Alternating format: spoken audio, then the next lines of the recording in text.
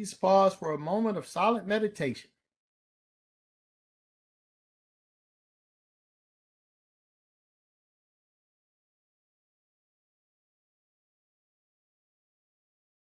Thank you. I will now call upon Councilwoman Bevins, who will lead us in the Pledge of Allegiance to the flag. I pledge allegiance to the flag of the United States of America, to the republic for which it stands, God, nation, indivisible, God, indivisible, with liberty and justice for all. Thank you, Councilwoman Bevins. Is there a motion to approve the journal of the meeting of September the 19th? I'll move it. Is there a second? Second. It's been moved and seconded. All in favor? Aye. Aye. Ayes have it. The journal is approved. Enrollment of bills. There are no bills for enrollment this evening. Mr. Secretary, will you now read all bills for introduction? Yes, sir, Mr. Chairman. First is Bill 6822, General Obligation Bonds. Bill 6922, Current Expense Budget Opioid Operational Command Center. Bill 70-22, Current Expense Budget American Rescue Plan Workforce. Bill 71-22, Current Expense Budget Rural Supplemental Grant, County Ride. Bill 72-22, Capital Budget Bikeway and Pedestrian Access, and Bill 73-22, sponsored by Councilman Catch, Zoning Regulations on Farm Composting. Okay. Bill 60-22, will you read that into the record? Yes, sir.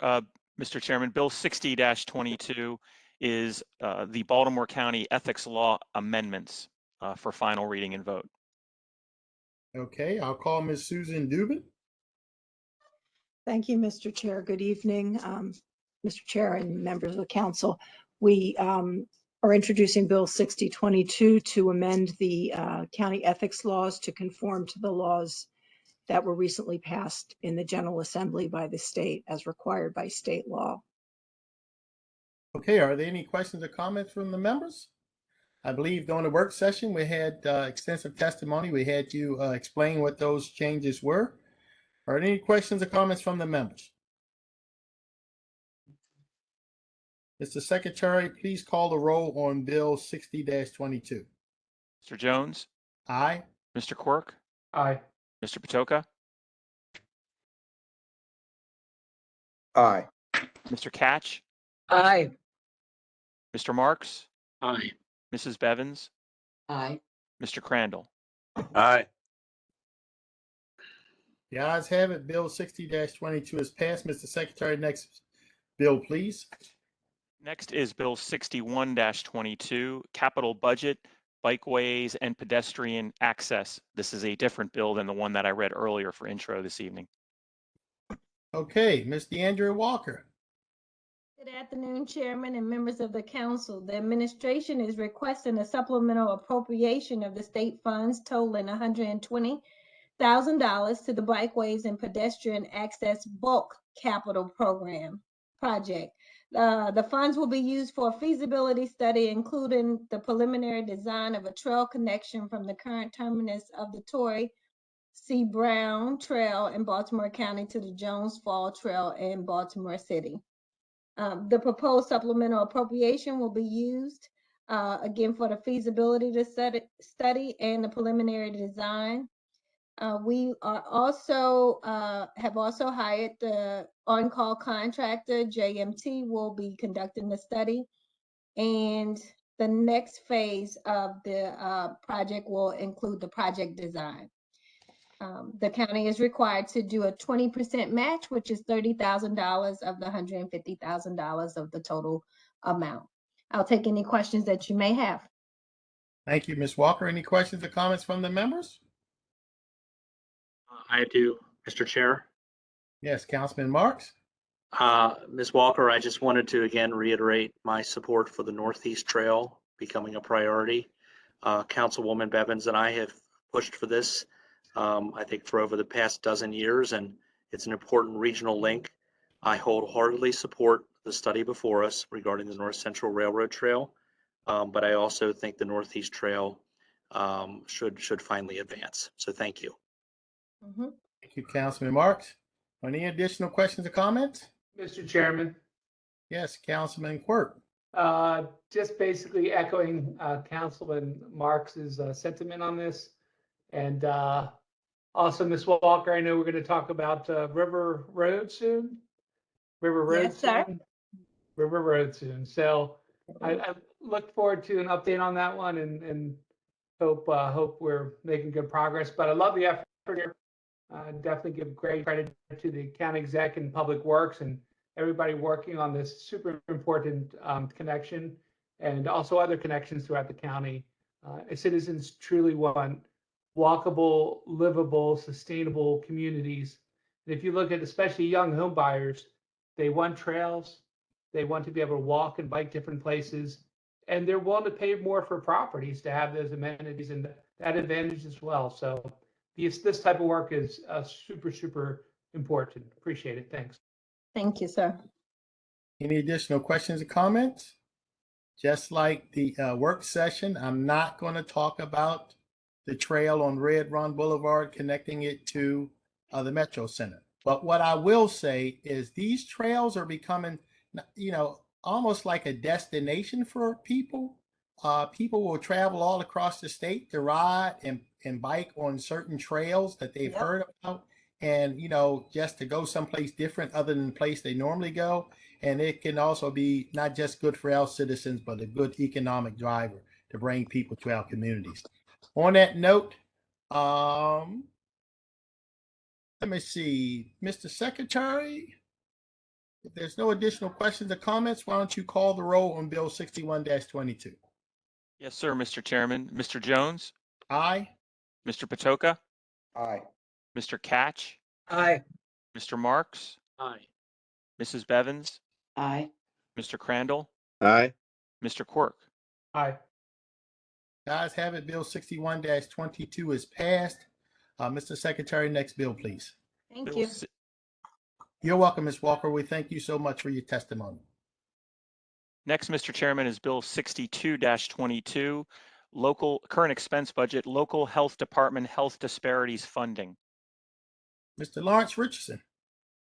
Good evening, Mr. Chairman and members of the council. The administration is seeking a supplemental appropriation in the amount of $395,373 for our local health disparity funding grant. The funding will be used to help reduce COVID-19 disparities amongst the community. It will be used to enhance the current health programs, which include outreach to the community and media infrastructure that supports the staffing and additional community partner collaborations. Some of the disparity activities will be funding additional long-term goals as outlined by the CDC. Thank you, Mr. Richardson. Are there any questions or comments from the members? Yes, Mr. Chair. Councilman Patoka? Mr. Richardson, I just wanted to thank you and Dr. Branch on this for working on health disparities. Health disparities are real. They're real right here in the Baltimore area. I know that when I worked at LifeBridge Health, just on Northern Parkway, if you lived in the Park Heights area, if you live south of Northern Parkway, you had a life expectancy of 61 years old. And if you live north of Northern Parkway, you had a life expectancy of 83 years old. So that's 22 years here in Baltimore. So I think it's something that we need to work on as a region. And I really appreciate, Mr. Richardson, you and Dr. Branch digging in on this one. So thank you. Thank you. Thank you, Councilman Patoka. Any additional questions or comments? Mr. Secretary, please call the roll on Bill 62-22. Mr. Jones, Aye. Mr. Catch, Aye. Mr. Marks, Aye. Mrs. Bevins, Aye. Mr. Crandall, Aye. Mr. Quirk, Aye. Mr. Patoka. Aye. Ayes have it, Bill 62-22 is passed. Mr. Secretary, next bill, please. Next, Mr. Chairman, is Bill 63-22. This is also current expense budget, tobacco use, diabetes, and chronic disease prevention. All right, Mr. Richardson. Yes, the administration is seeking a supplemental appropriation in the amount of $145,833. This funding will be used to increase our capacity to integrate the tobacco, diabetes, and chronic disease activities, also incorporating our youth outreach and community partnership strategies to enhance the existing tobacco and diabetes outreach within the department. The goal will be to assist with helping the chronic conditions such as COPD, diabetes, and asthma within the community. Thank you, Mr. Richardson. Are there any questions or comments from the members? Well, let me just, Mr. Secretary, would you please call a roll on Bill 64-22? Certainly, Mr. Chairman. Mr. Jones, Aye. Mr. Marks, Aye. Mrs. Bevins, Aye. Mr. Crandall, Aye. Mr. Quirk, Aye. Mr. Patoka, Aye. Mr. Catch. Aye. The ayes have it. Bill 64-22 is passed. Mr. Richardson, let me just say on behalf of the council, we are certainly very, very proud of the leadership of Dr. Branch and the health department and all of his amazing all-star. Did he skip a people. bill? Excuse me? Oh, thank you, Chris. We are certainly impressed and happy with the leadership of Dr. Branch and his amazing all-star heroic team in the health department. They certainly shine during the COVID. We're still in COVID, but this bill and others just remind us of all the hard work they do each and every day. These things, diabetes, hepatitis, children's smoking cessation programs, none of these things have stopped during COVID. They had to continue. And the amazing health department workers were there under the leadership of Dr. Branch, and we certainly appreciate them very much. We're never going to forget them. Thank you. Mr. Secretary, next bill, please. Next, Mr. Chairman, is Bill 65. 64-22. This is current expense budget HIV case management program. Okay. Programs. Yes, this is one more, Chairman Jones and the council. This total appropriation supplemental that the administration requesting is for $1,245,090. It's a combination of 3 different grants that supports our AIDS case management. The AIDS case management will support eligible HIV positive county residents with the continuation of services and a continuum of care services, which include food vouchers, psychosocial support, coinsurance, professional medical services, and transportation to and from medical appointments for eligible county residents suffering from HIV. And I'll take any questions. Any questions or comments from the members? Mr. Chairman. Yes, Councilman Catch. Yeah, Mr. Richardson, we talked during the work session in regard to the importance of coordinating the efforts of the health department to help all of these individuals, for instance, the HIV individuals. And the fact is that some of them are being released from our prisons. So all these services need to be coordinated so that there's no overlap and that we can really capture as many people as we can to provide them with the much needed healthcare. And I appreciate your comments during the work session. Thank you. Yes, sir. And I did have a message sent to you in response to your question during the work session. Yes, thank you. Thank you very much. Any additional questions or comments?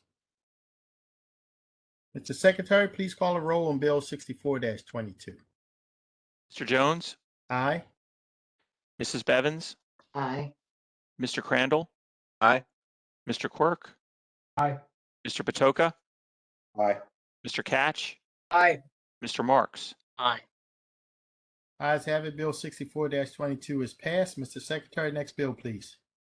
Next is Bill 65-22, sponsored by Councilman Marks, zoning regulations, changeable copy signs. Councilman Marks. Well, as we discussed before, this bill would prohibit electronic changeable copy signs outside of the urban-rural demarcation line. I would also clarify that these signs are not permitted in historic districts or in CR districts. Mr. Secretary, Yes, sir. do you have my amendment? Yes, sir. Great. Would Okay. would you like me to describe it, Mr. Catch? You can go ahead. I mean, I can do it as well, but go ahead. The bill itself does not allow, well, the current law already doesn't allow these signs in historic districts or in the CT district, and this or within 250 feet of national scenic byways. The bill also, as Mr. Marks indicated, would clarify that they are not permitted outside the urban-rural demarcation line. This amendment Mr. Catch is offering would add to that sentence, outside the urban-rural demarcation line, except for a volunteer fire company on property zoned BR. And Mr. Chairman, this amendment is intended to be strictly for the Jacksonville Volunteer Fire Company. And right now, if you take a look at where that sign is located, they're all businesses around it. So there are no homes that would be impacted by this sign. And what the volunteer fire company is not going to put up a sign where the copy changes every 15 seconds or whatever. The copy will change no more than once a day. So if that much, but it's basically for putting up a sign like we're having a fundraiser on this date, or congratulations to John and Mary for getting married, that kind of message that they already put up, but they put it up on a lit background and they use the letters by hand and put them up. And this would simply allow them to use the electric sign instead, the electric copy. But I don't know if the council would feel more secure by limiting this example to just changing it once a day. That would be fine with me. If you're okay with the amendment added as is, that's fine with me as well. But it's for the Jacksonville Volunteer Fire Company. Well, let me just ask the councilman, what about the Liberty Road Volunteer Fire Company? What about the Glendon Volunteer Fire Company? What about the Reisterstown Volunteer Fire Company? What about the schools in those areas, the Knights of Columbus in those areas, the VFWs in those areas? What about all of those places? None of the organizations that you mentioned are located in the Jacksonville area. And in fact, most of them are not located in the 3rd district. The American Legion in Parkton has a sign that's lit, but they use the letters that you have to get on a ladder and put up. So this is as far as the schools go, the schools are exempted from the law in the first place. They can put up changeable copy signs. So it's my district basically. And, I spoke with them. They're very interested in being able to have one of these signs instead of going out on a ladder and putting up the letters periodically. I understand your concern, and I just move the amendment. And again, I certainly understand what you're saying. Can I ask a question? Yeah, Um, Can I, Mr. Boswick, let me ask a question first of Councilman Catch. Do they currently have this sign? They have a sign that is lit. And then they put, like movie theaters used to put up the letters for a movie. That's Right. what they have. They have that kind of sign, and they're interested in a changeable copy sign instead. well, let me But- add. Go ahead, I'm sorry. I guess, Councilman Catch, I respect all you do, and I understand about councilman courtesy. I guess the problem I'm running into is, having said at the work session, I didn't want these outside the URL and trying to remain consistent. So hope you understand my concern, right? Oh, absolutely, I do. Okay. Absolutely, I understand your concern. And I understand the concern of the chairman of the council as well, who I think probably would like to go in the opposite direction that this bill goes in. And, I was asked to do this by the Jacksonville Volunteer Fire Company, and I'm doing it. As I said, it's nothing but commercial or businesses that are around this sign. It's not near any residential communities. So, that's so no, I wouldn't be upset if you have a problem with it at all. I certainly can. Well, the only issue that I was making, Councilman Marks and Councilman Catch, is that we are talking and you have communicated with the volunteer fire company in your district, and that is wonderful. The point I'm making is a business without a sign is a sign of no business. In the year of 2022, no one is going to go out and buy a sign that they have to change information periodically and then not buy an electronic sign of some sort.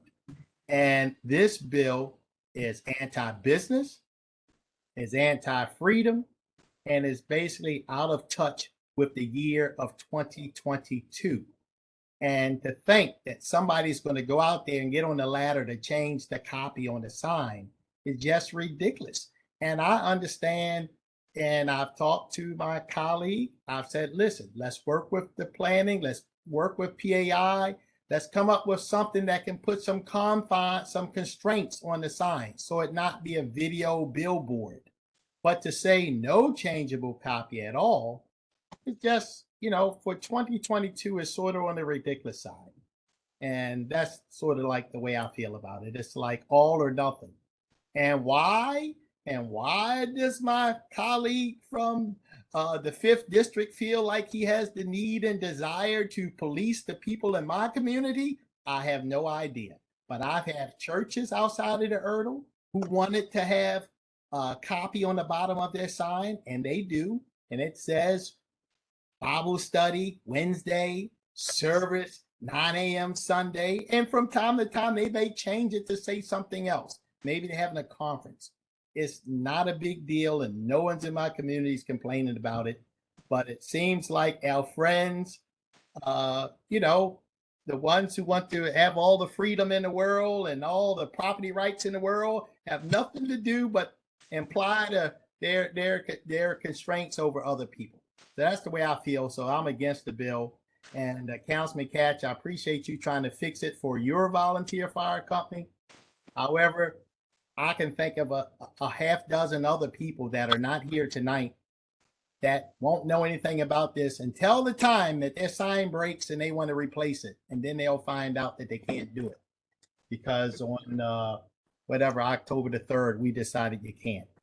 And Mr. Chairman, I totally understand. And, I think you need to do what you think you need to do representing your constituents, and that's fine with me. Mr. Chairman. Yes, Councilman. Yeah, I just want to say I wholeheartedly agree with your sentiment here. I'm sure if we surveyed, I don't know, hundreds and hundreds of maybe small businesses, I think the vast majority would also agree with your opinion. And yeah, I mean, I'm sure if I check with Arbutus volunteers or I check with um, basically any businesses in my district, whether this applies or not, just a bridge too far for me. And so it smacks to me. Honestly, it feels very anti-business, and I always thought maybe the Republican Party was for small business, and so this is a little surprising. So I'll definitely be voting no. May I respond to that? Absolutely. Well, I'm very proud of the great Republicans who served on this county council. People like Brian McIntyre and Doug Riley and Wayne Skinner and my colleagues and others who have fought for their communities, looked after their community's interests, and who recognize that unlimited property rights certainly brings you negative consequences sometimes. And these same Republicans, along with good Democrats, fought for an urban-rural demarcation line that preserves the integrity of our northern farms and forests. I certainly don't think there's anything wrong with making sure that our rural communities look attractive and that they're inviting for people to live in. And yes, we can have good, thriving businesses there that don't need flashing signs. Thank you. Mr. Chair, Yes, Councilman Patoka? got a question for Councilman Catch. Yes, sir. So for the Jacksonville Volunteer Fire Company, so it's in a BR zone outside of the Erdel. Correct. And so what if that were broadly applied, where a volunteer fire company outside the Erdel, so it wasn't specific to Jacksonville, so would be allowed to have the changeable copy sign so that we're consistent in Baltimore County? Is that something that this council has an appetite for?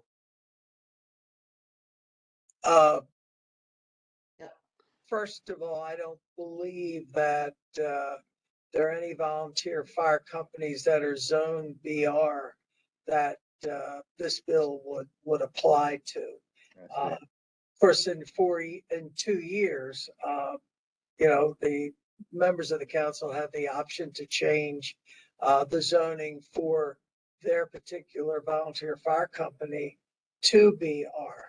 I mean, I don't believe it applies anywhere else. I've looked on the map and tried. I don't believe it does. It just applies really to Jacksonville. Mm-hmm. But does your amendment specifically state Jacksonville, or does it just say a volunteer fire company with BR zoning?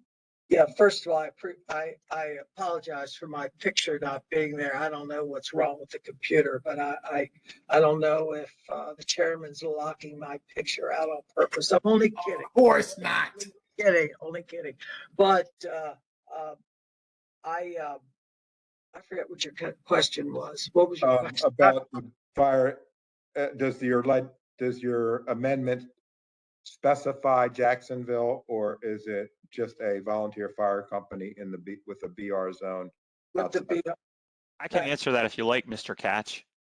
It does. Go ahead.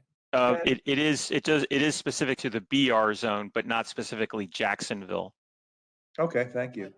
But to the point that Councilman Catch was making, it is his belief that that is the only volunteer fire company that meets such a requirement. And the point that I was making was, what about the volunteer fire companies I listed that are in my district that are not in the BR zone? And then I went further to say, what about the Knights of Columbus or the VFWs that are in my district that are not listed, but may want to change their sign someday?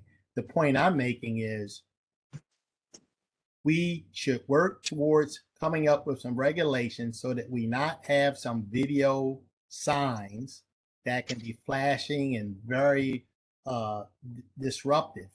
But we should not outlaw every changeable copy sign outside of the Erdel, because I have already had a church that wanted to change their sign to have some little small copy on the bottom. And I have another church that did the same thing in my district outside of the Erdel. I just don't think it's a good idea for 2022 to say you can't have a copy, a changing copy sign. It's almost like saying you can't have a smartphone. You should have a rotary phone. In this day and time, this is the only thing people are going to upgrade to. I don't even know. Well, I guess they could buy the old signs. Mr. Chairman, Yes.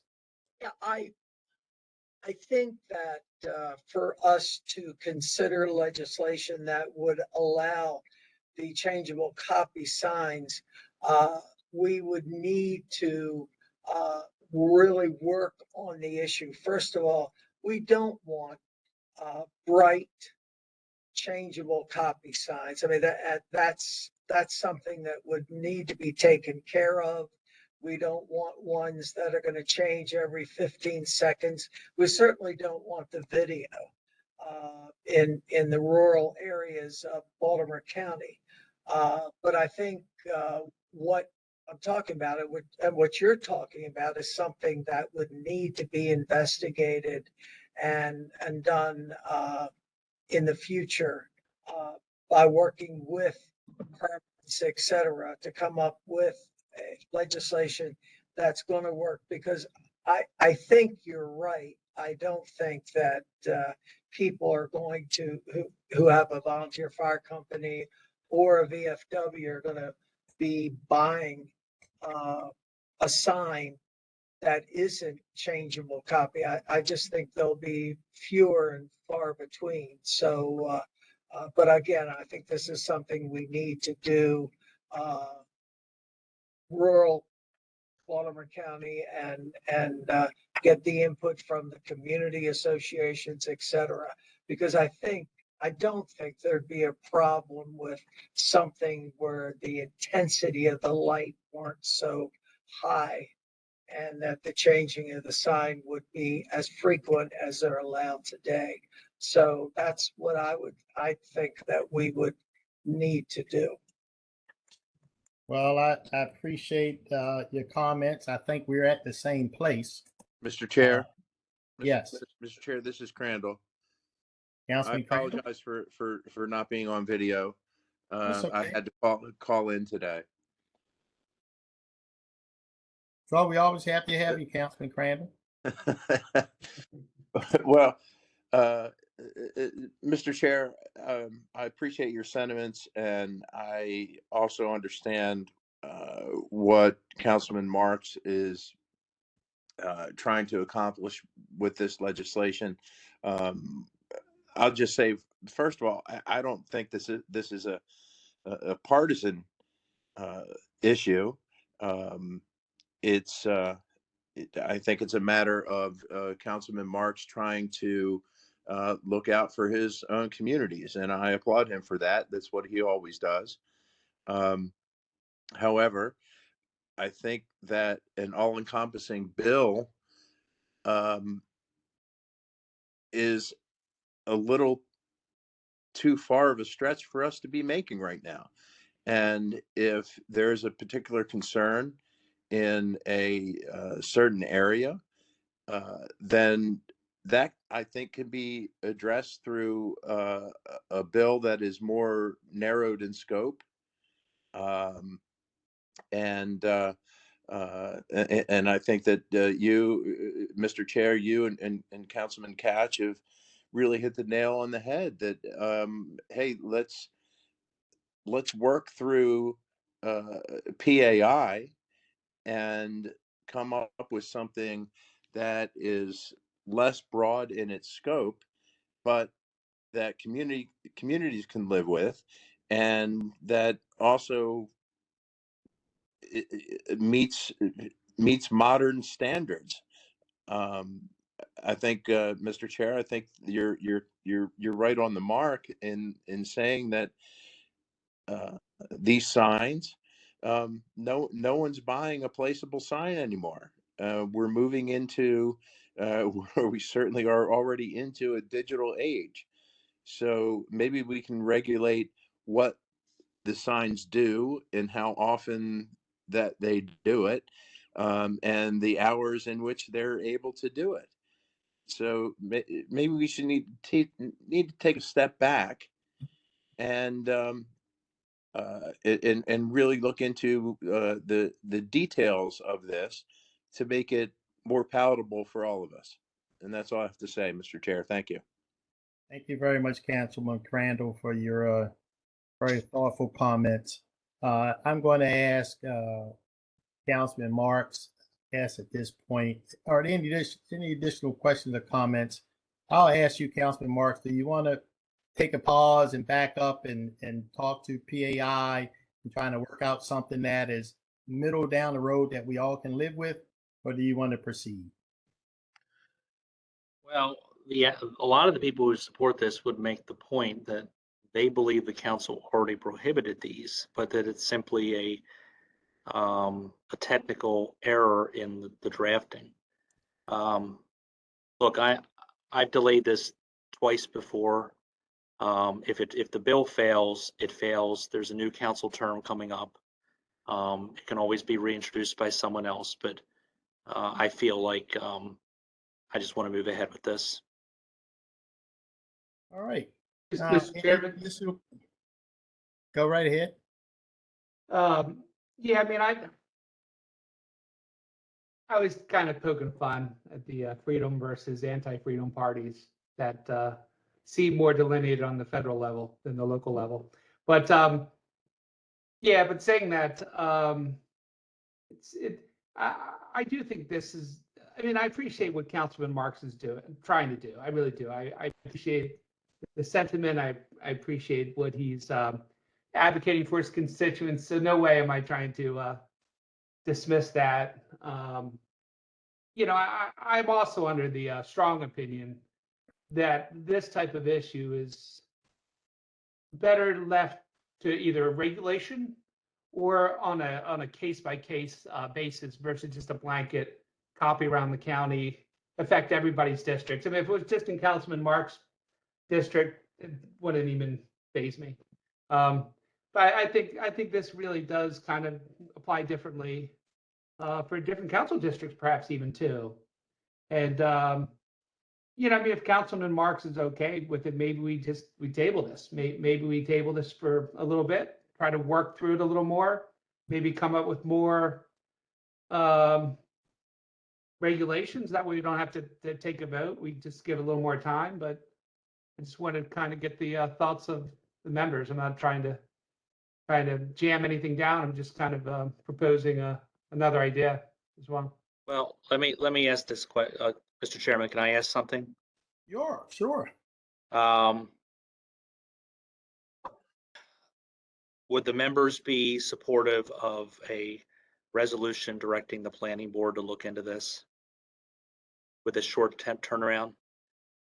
I'd be totally fine with the resolution because maybe they can come with something that everybody could live with, working together with PAI or working together with planning or the different constituency groups. I mean, I'd like to see what other options are out there personally, speaking for myself only. Well, I certainly don't have an issue with it. I'll only say that I've talked about this with a couple of people in PAI. I don't want to throw anybody under the bus, but they've dealt with this before in other counties. And the answer seems to fall on a reasonable sign with limits. So you don't have the video, but you do have a changeable copy where a person can say, you know, the special this week is $3.99 for a whole pizza and not have nothing there. So that's where everybody is. I think I think what we do, we can push it to the planning, or we can just simply table the bill, to your point. And Councilman Marks, I'll work with you to go to PAI and see if we can come up with a reasonable middle ground. And the middle ground in my mind would be no video signs, no high flashing things that change every 10 seconds, but some small 1 or 2 lines where a person can change some letters on the sign that, that says anything like, banquet this Saturday or something like that. Mr. Chairman, Councilman Catch? yeah, I think I can say that I do represent the majority of the rural parts of Baltimore County. And I can tell you that this is a big issue in the rural parts of my district. They definitely do not want changeable copy signs as they are today and below the Erdl. So, if we're going to do this, we really do need the involvement of the community associations to get everybody's input. So, I know that my constituents choosing between this bill or one that would allow these signs would definitely be on the side of the bill. But I do believe that there is a middle ground out there that we could pursue in the future. So I just want to make sure if that happens that my constituents will be represented because, as I said, the majority of the rural part of the county is in my district. Well, Councilman Catch, let's not forget the Erdl goes around the Beltway, and you're right, the majority is in your district, but I certainly have quite a bit of it in my district as well. I know, yeah, I know that. I'm just saying that it is a major issue in the rural parts of my district. And so, whatever happens, they must be involved. But if the choice were between this bill or these signs as they are today being allowed, they definitely would be with the bill as introduced. So, Mr. Chairman, Yes. I feel like I committed to my community service associations to bring this up. If there's a motion to table, I can't control that, but I'm not going to withdraw the bill. Okay, so Councilman Quirk, did you want to make a motion to table the bill, or do you want us to go forward with a vote? I move to table. I'll second it. Mr. Secretary, call the roll for the motion to table the bill. Mr. Chair, could I have a Yes. question about the table? Councilman Batoka, go right ahead.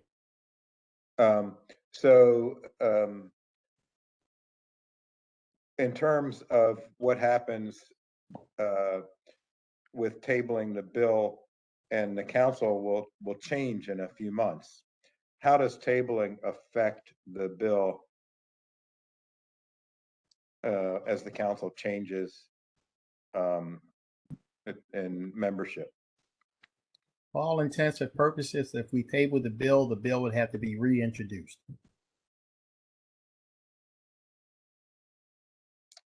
Got it. So tabling is a de facto, so for us to bring it back, it won't come back to this council, to the current makeup of the council. Not unless someone wants to reintroduce the bill.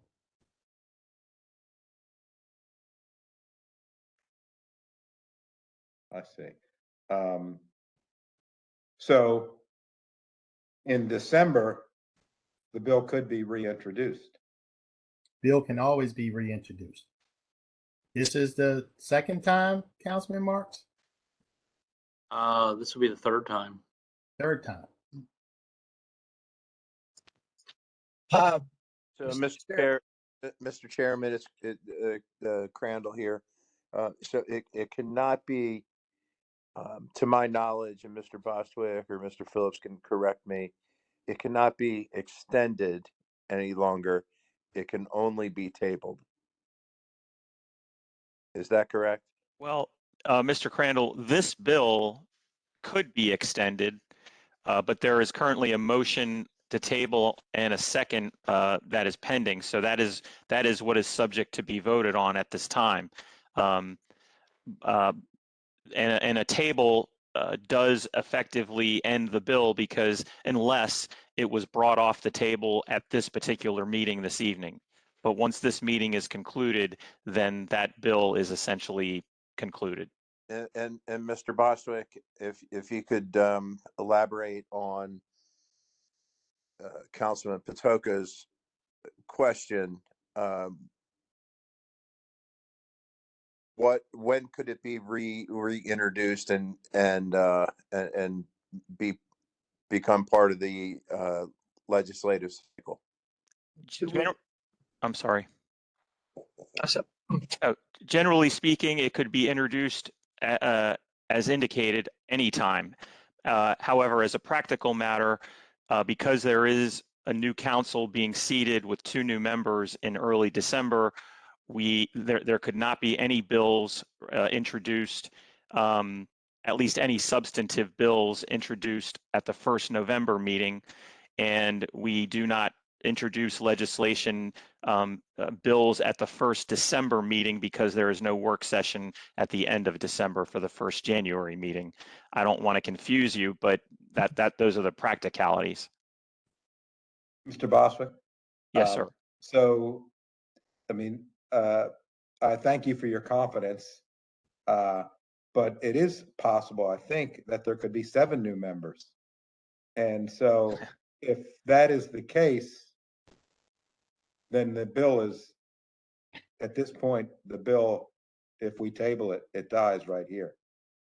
That is correct, Mr. Patoka, unless it was, again, brought off the table at this meeting. Okay, just wanted to be clear on that. Yes, Mr. sir. Chair, Mr. Bostwick, can I ask a question? Oh, sure, certainly, sir. But if the table is defeated, then I could technically, or I guess any other member could vote to extend the life another 2 weeks, correct? Yes, sir. Which would give us a chance to do one more attempt at this bill. Well, Yes, sir. to be quite frank, Councilman Marks, you've been resistant to any budging at all. You have refused to budge at all. You refused to narrow this down to your community only. You've refused to make any changes at all. And, we're sitting around asking you all sorts of, so I don't see the reason to postpone the bill any further because, for what? Well, with all due respect, Mr. Chairman, I'm not the one who injected partisanship into these arguments, right? And secondly, I did agree to modifications. I agreed to a grandfathering clause. That's different from the first bill. I've done my best on this. Well, listen, I apologize if I've done anything in terms of partisanship. I was just making the point that, a business without a sign is a sign of no business.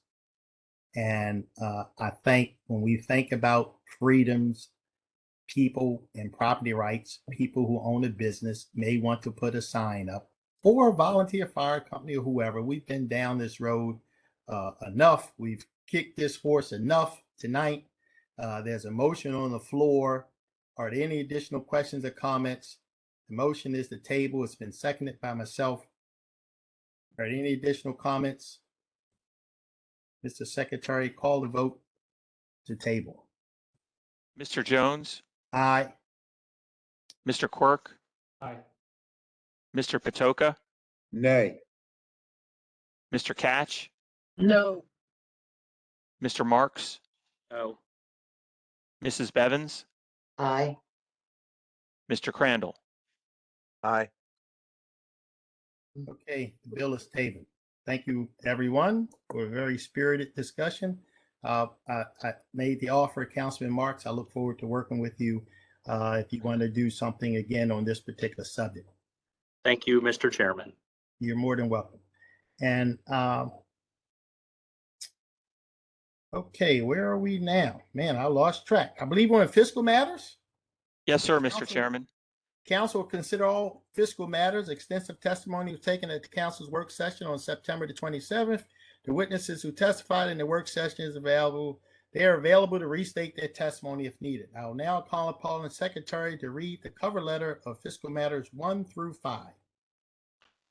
Mr. Chairman, fiscal matter 1 is 2 contracts for the repainting of county-owned radio towers. Fiscal matter 2 is a purchase order with Quadian Incorporated. Fiscal matter 3 is a contract with Pinnacle Actuarial Resources Incorporated. Fiscal matter 4 is a contract with Voya Benefits Company, LLC. And fiscal matter 5 is 5 contracts for the administration of the county's employees' health insurance programs. Mr. Chairman, Yes, Councilman Catch. I'd like to separate out issue 4.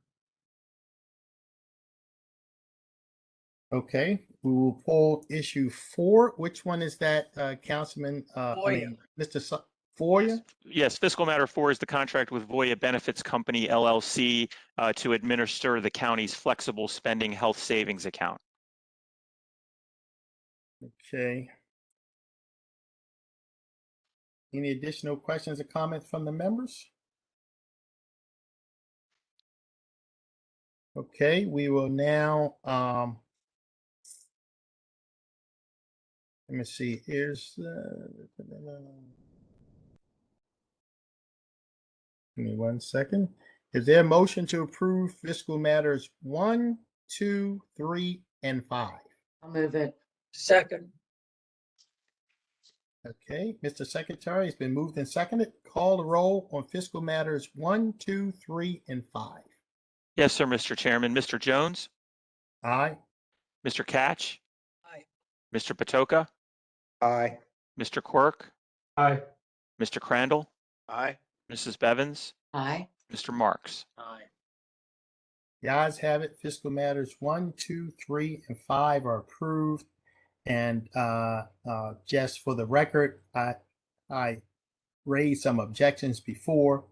Now I'll be talking to Ms. Rogers, and she'll be directing me to the folks who came up with the criteria to make the selection, so that in the future we can work on other economic factors for Baltimore County in terms of selecting these large contracts.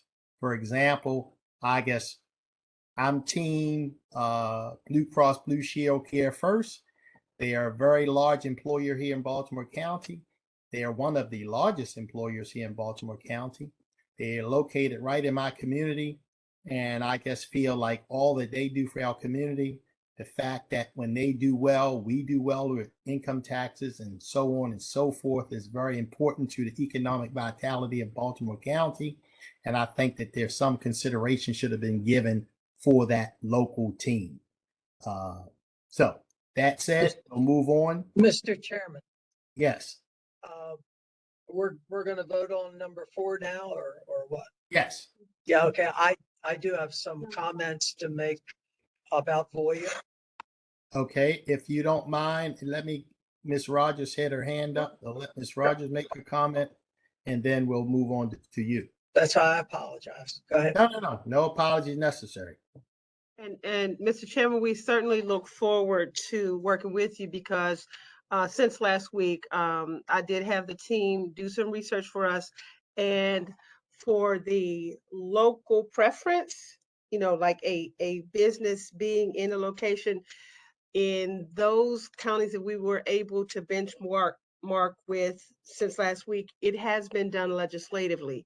So I do want to talk to you further, because we did do our benchmarking for that, for the local preference, even at the state level.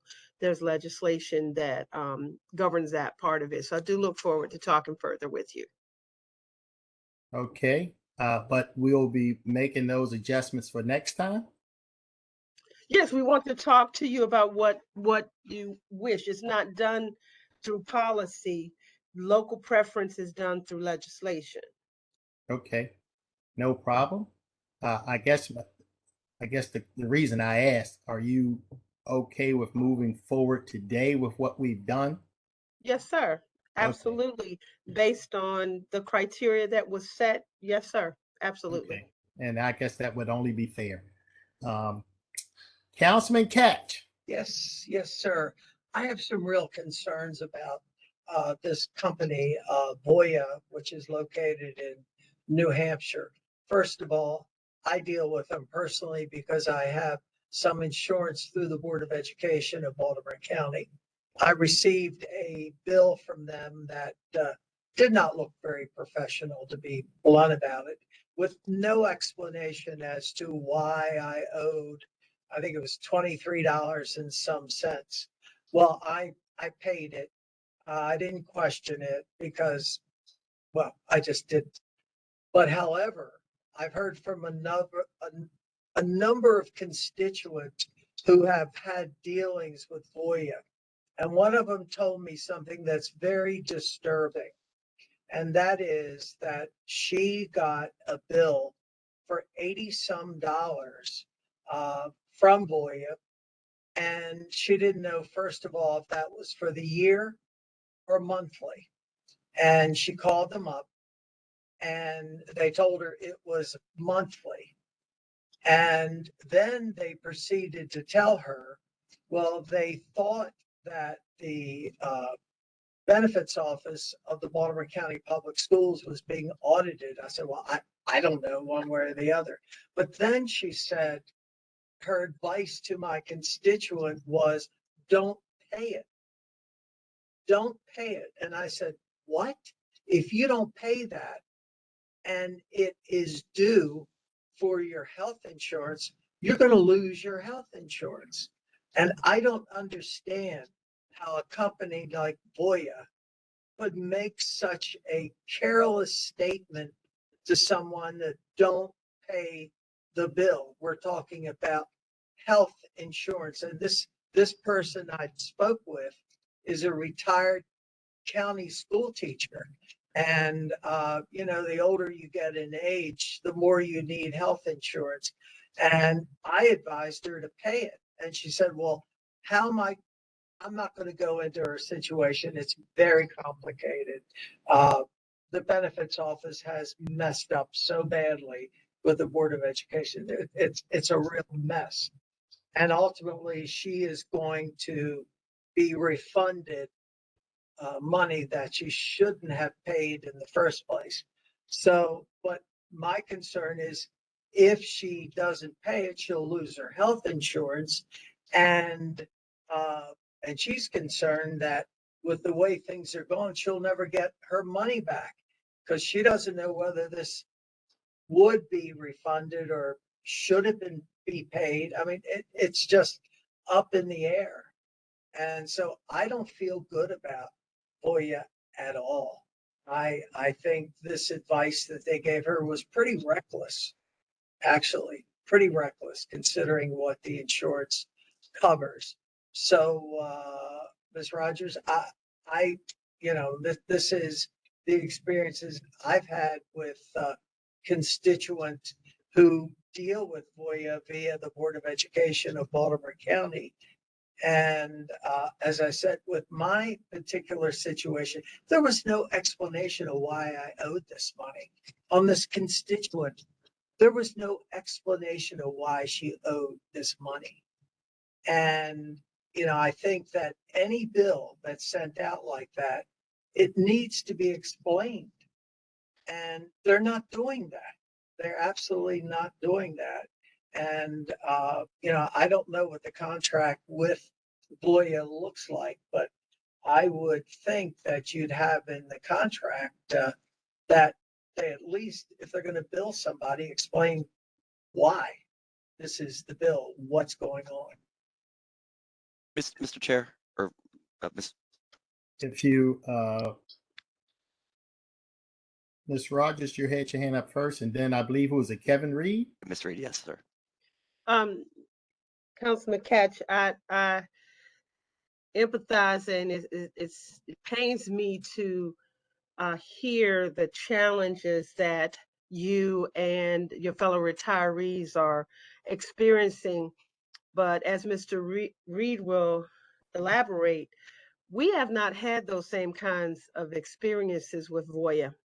As I shared at the work session, we have been working with the school system to try to help them resolve a number of issues that go back to the data breach that and the hacking that has impacted, you know, some of the billing and some of the issues that they have. The staff forwarded for your and the other council members reviewed the kinds of communication that Voya sends out on our behalf, and it's quite professional. It's quite thorough. The other thing is Voya is our current contractor. And again, from the standpoint of our experiences, I asked the staff explicitly, and is Becky still with us? Yes, Ms. Ellis, I asked her, have we had any concerns or problems of this nature with Voya for what they administer for us? And it was a resounding no. So I cannot attest to why Voya is having problems, or members of the retiree group is having problems from the school system side, but we certainly have not experienced problems with Voya. And Ms. Ellis, how long has Voya been the administrator for the supplemental plans? These are the transportation type plans and other things like that. Can you tell me? We started working with Voya in 2015. And since 2015, on the county, general county government side, for them to administer the types of plans that we're talking about, this is not the health plans. These are other kind of savings plans and other things. They're not the health plans, Council Member Katz. They do not administer health plans for us. But we have not had that experience. So with this proposed contract, the savings accounts would be, the records would be kept by Voya, correct? Now, on each individual county employee who wants to be paid in a medical savings account. Is that true? Or transportation. Right. Yes, So. Right. So Mr. Reed can elaborate on how our working relationship is. But again, they participated in a competitive process and were the successful bidder, which would allow them to continue the work with us. They are our contractor now, and this contract would allow them to continue with us. But Mr. Reed, can you share with Councilmember Katz how this process works with Voya on our side? Yes, ma'am. Thanks, Madam Mayor, and good evening, Council, Mr. Chair and council members. You know, a lion's share of what Voya does is the administration of our flex accounts, including our dependent care, our transit and parking, and part of that was you know, looking at a company that has an app and cards and debit cards and the ability to process claims effectively. We also use them for COBRA administration and retiree healthcare billing. And, you know, we know that there's been some concerns as it relates to BCPS and retiree billing. Again, as Madam Mayo stated, you know, we have not seen that issue with retiree billing on our side. Voya is not going to do things that the employer won't initiate. So, you know, on our side, the normal course of business in the event that a retiree's pension does not cover their health care, Voya does collect money in the difference on that. And that's something that normally happens. And we haven't had any issues with general government. You know, as we discussed that, you know, dating back to the ransomware attack with BCPS, there has been kind of this effort on their behalf to recoup some of the funding using this administrator. And, you know, it sounds like there's been some communication gaps on that end. But, you know, we have not seen that. What we're asking tonight is approval for the contract, and we have not experienced that firsthand on our side. You understand how serious it is to give someone advice to not pay a bill for your health insurance. I mean, it's a grave concern to me. This constituent's not the only one who's had problems. Mr. Rogers, I would really like to give you the name and contact information for my one constituent. Could we hold this for 2 weeks while you look into it? Because I do not want this. I don't understand why this has happened. I don't understand why an employee of Voya would give someone advice to not pay the bill. I think that is, well, very careless to do something like that. And if you could look into it, find out why Voya is giving this advice and exactly why there's no explanation of why she owes this money, whether it be yearly or monthly or whatever. I'm very concerned, as you can tell. I just would like you to look at it for 2 weeks, report back to us, and let's go from there, because I don't want them to have the same attitude with Baltimore County employees as they or the same relationship with the Board of Education of Baltimore County. It's just not healthy. It's a great concern to me.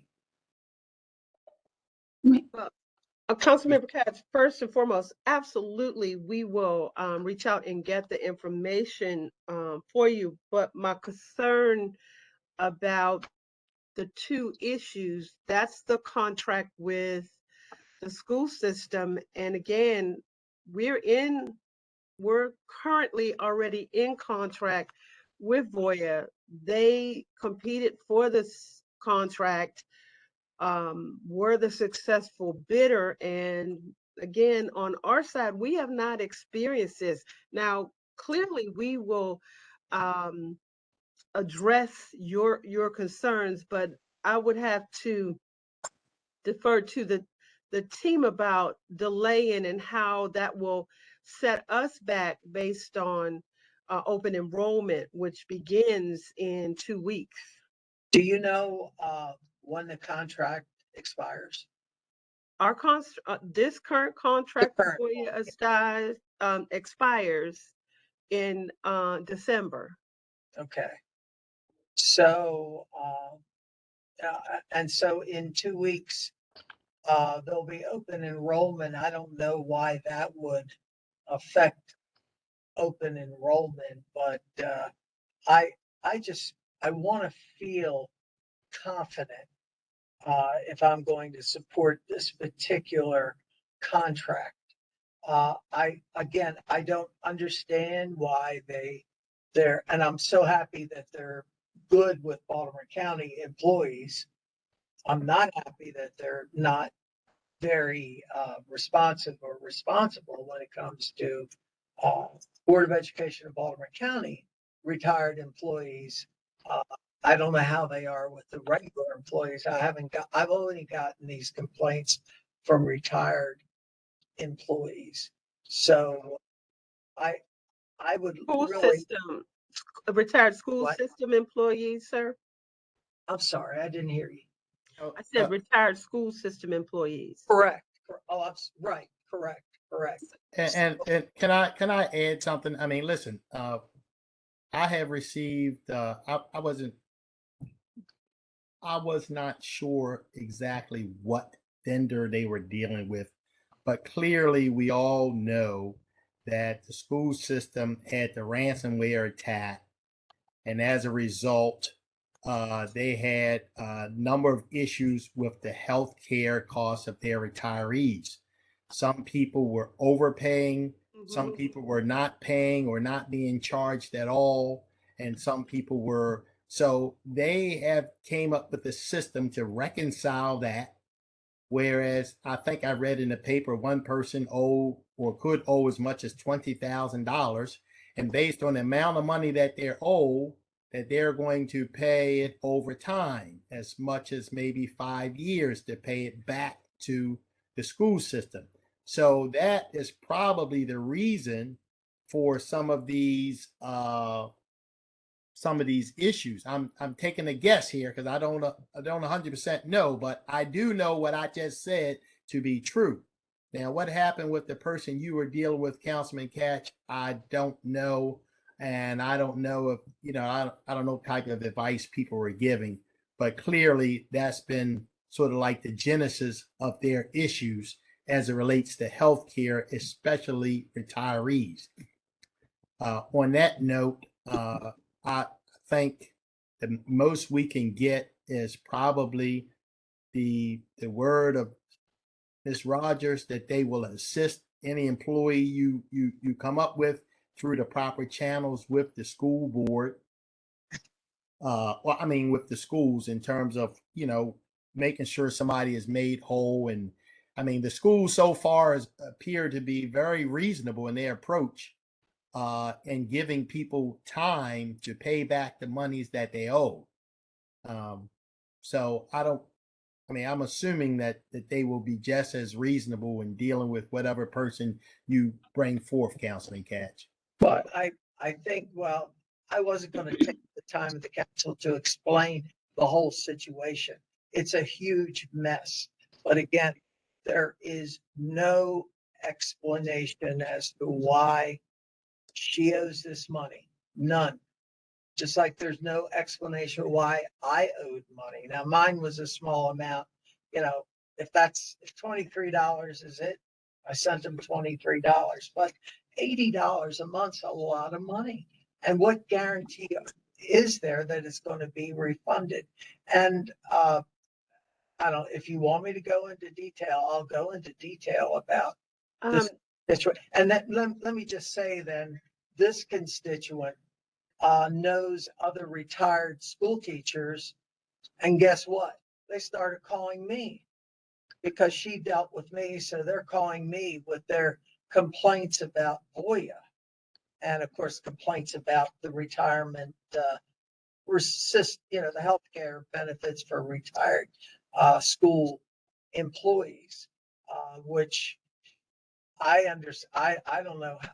I'm glad to hear that they are being cooperative, meaning the school system, but I've heard the opposite from some county people that indeed they are not. They're somewhat secretive, which I think is a shame. It shouldn't be anything that they have any difficulty sharing with a county that wants to help them.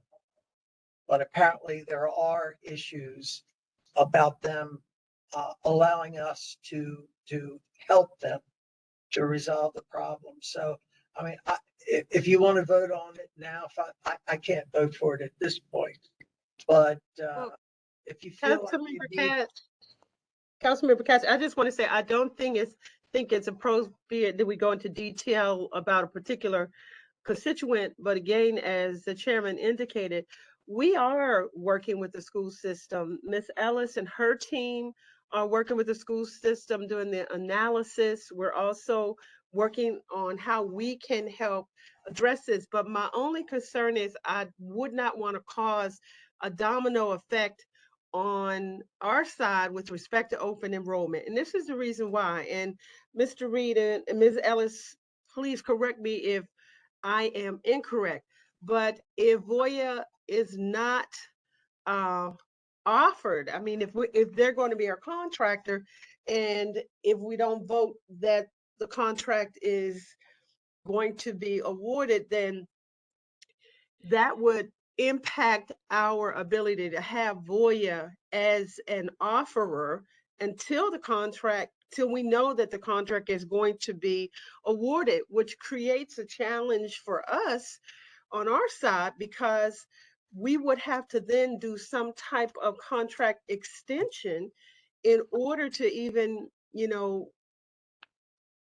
finish our open enrollment. That's why my only concern about the operational and procedural side on the general government side when we have not had challenges with Voya on our side. We are quite willing to work in cooperation with the school system on anyone that has contacted you to address. It concerns me that someone may have said something inappropriately to one of the persons who called you, but it could cause a domino effect on our side that we had not anticipated, because Voya has done an appropriate job for us. I could not find one instance that the team told me there was a problem on the general government side. And to me, it doesn't make much sense, but if you want to go forward, just know that I will not vote for it. I mean, I'm only one of 7, but I can't support this because of my lack of confidence in Voya with their dealings with the school system.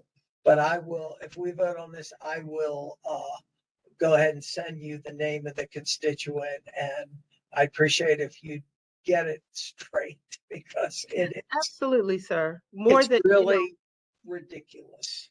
Yes, more than happy to do that. And anyone else who contacted you, Miss Ellis and her team, and I will work with the school system and we'll report this back and talk with Voya, because Voya is our contractor on our side. And we, like I said, we sent samples of what our billings look like. I mean, I looked at them. I looked at everything that goes out from Voya on behalf of Baltimore County general government, and it seemed quite appropriate. But we'll take care of the retirees that you are concerned about. But we're please asking that this vote go forward on this. And just understand why I can't vote for it. Okay. Thank you, Councilman Catch. I certainly understand your concerns. And thank you, Ms. Rogers. And,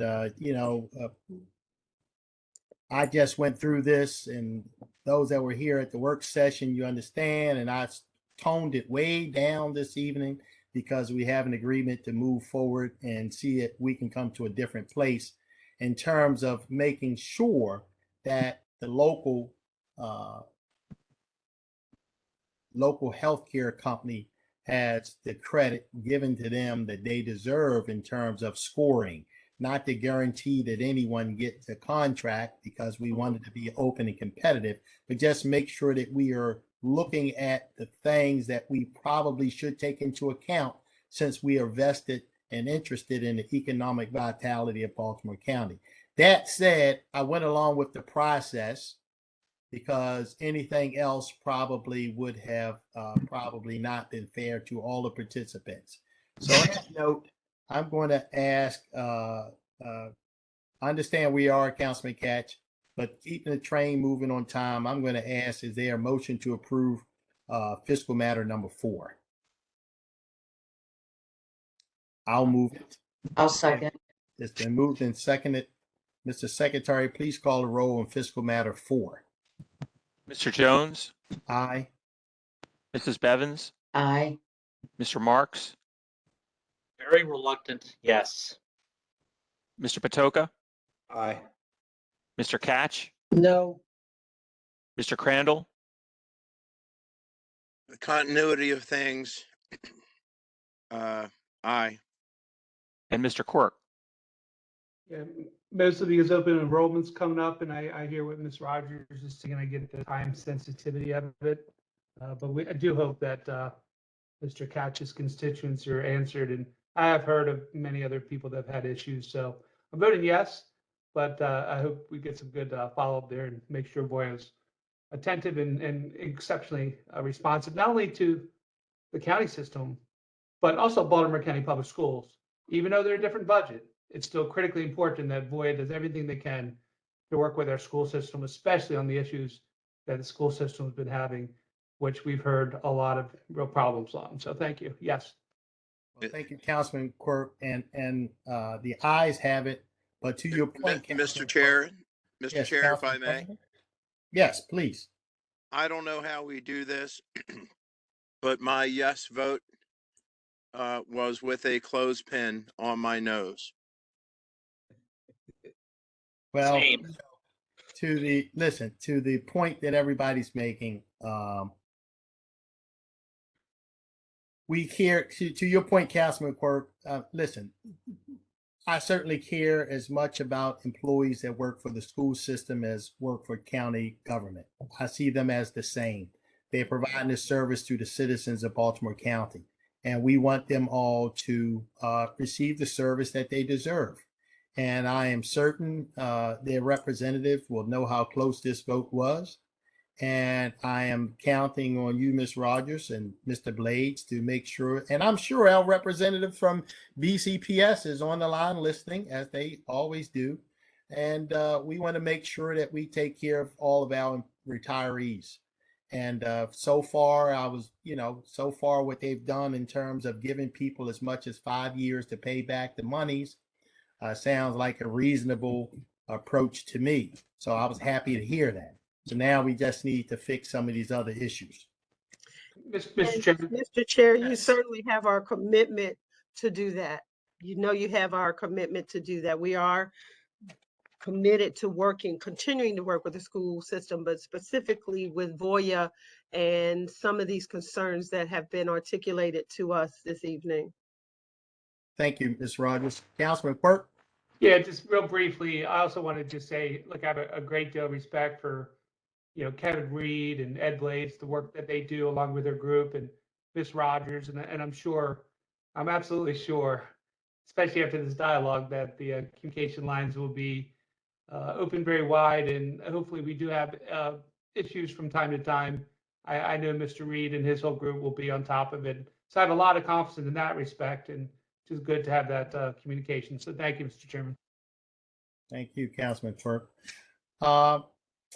We will now consider all miscellaneous business. Mr. Secretary, first item, please. Mr. Chairman, next is the council's consideration of the county executive's nomination to the Police Accountability Board of Mr. Francis Ward and the council's consideration and confirmation. Thank you. Mr. Ward, Yes, sir. would you like to make a few comments before we cast a vote? Well, I just want to say that with my experience and time with the county government, with the state government, I sure will offer a fair and equitable challenge. Well, we thank you so much for your service and you're willing to participate on the board. It's a very important board. And let me see. Is there a motion to approve Councilman Marks? I'm sorry. Thank you very much. No problem.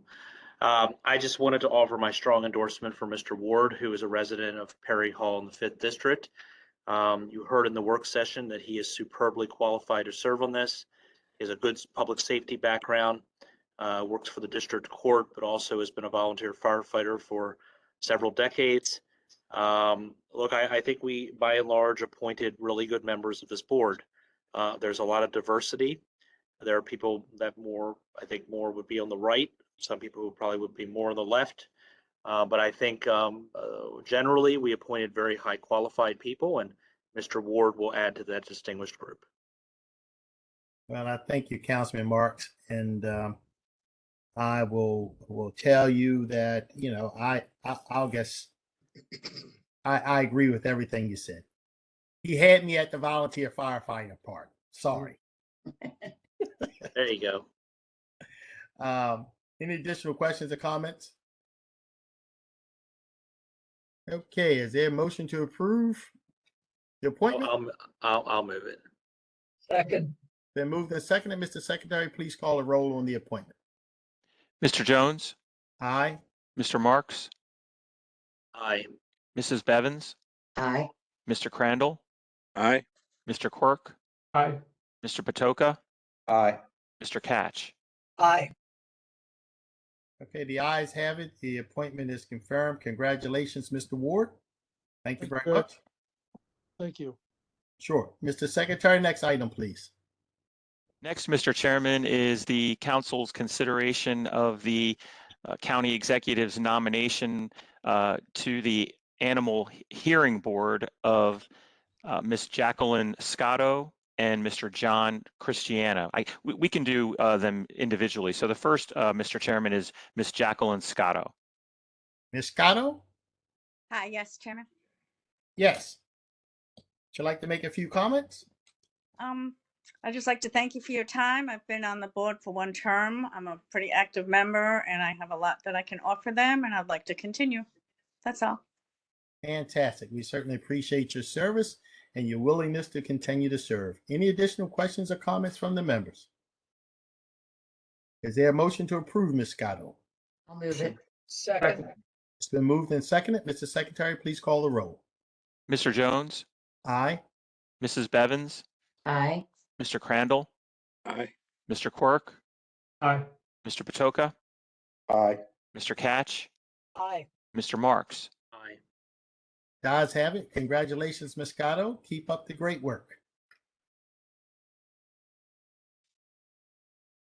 Okay, next. And then next is Mr. John Christiana. I don't believe Mr. Christiana was able to be on this evening, but yes, his nomination is up for confirmation. I'll I move would it. like to move it. I'll move. It's been moved and seconded. Mr. Secretary, please call the roll on the nomination, on the confirmation of Mr. John Christiana. Mr. Jones, Aye. Mr. Catch, Aye. Mrs. Bevins, Aye. Mr. Quirk, Aye. Mr. Crandall, Mr. Marks, Aye. Mr. Patoka. Aye. The ayes have it. Mr. Christiana is confirmed. Mr. Secretary, next item, please. Mr. Chairman, next is the correspondence to be read this evening. Whenever a contract over $25,000 is awarded by a process other than formal competitive bid, it is required that a copy of the contract be given to the county council and the nature and parties to the contract be announced by the secretary at the next legislative session following award of the contract. There are 9 such contracts this evening. This is a bit of an unusual situation, Mr. Chairman and members of the council. You're going to hear that these contracts they should have been read actually at the February 1st, 2021 meeting. The auditor's office, it came to their attention that the correspondence memo containing the non-competitive awards for contracts awarded January 4th, 2021, and to be read at the February 1st, I think I said February 1st, 2021 meeting was not submitted to the council in accordance with the charter section 902F.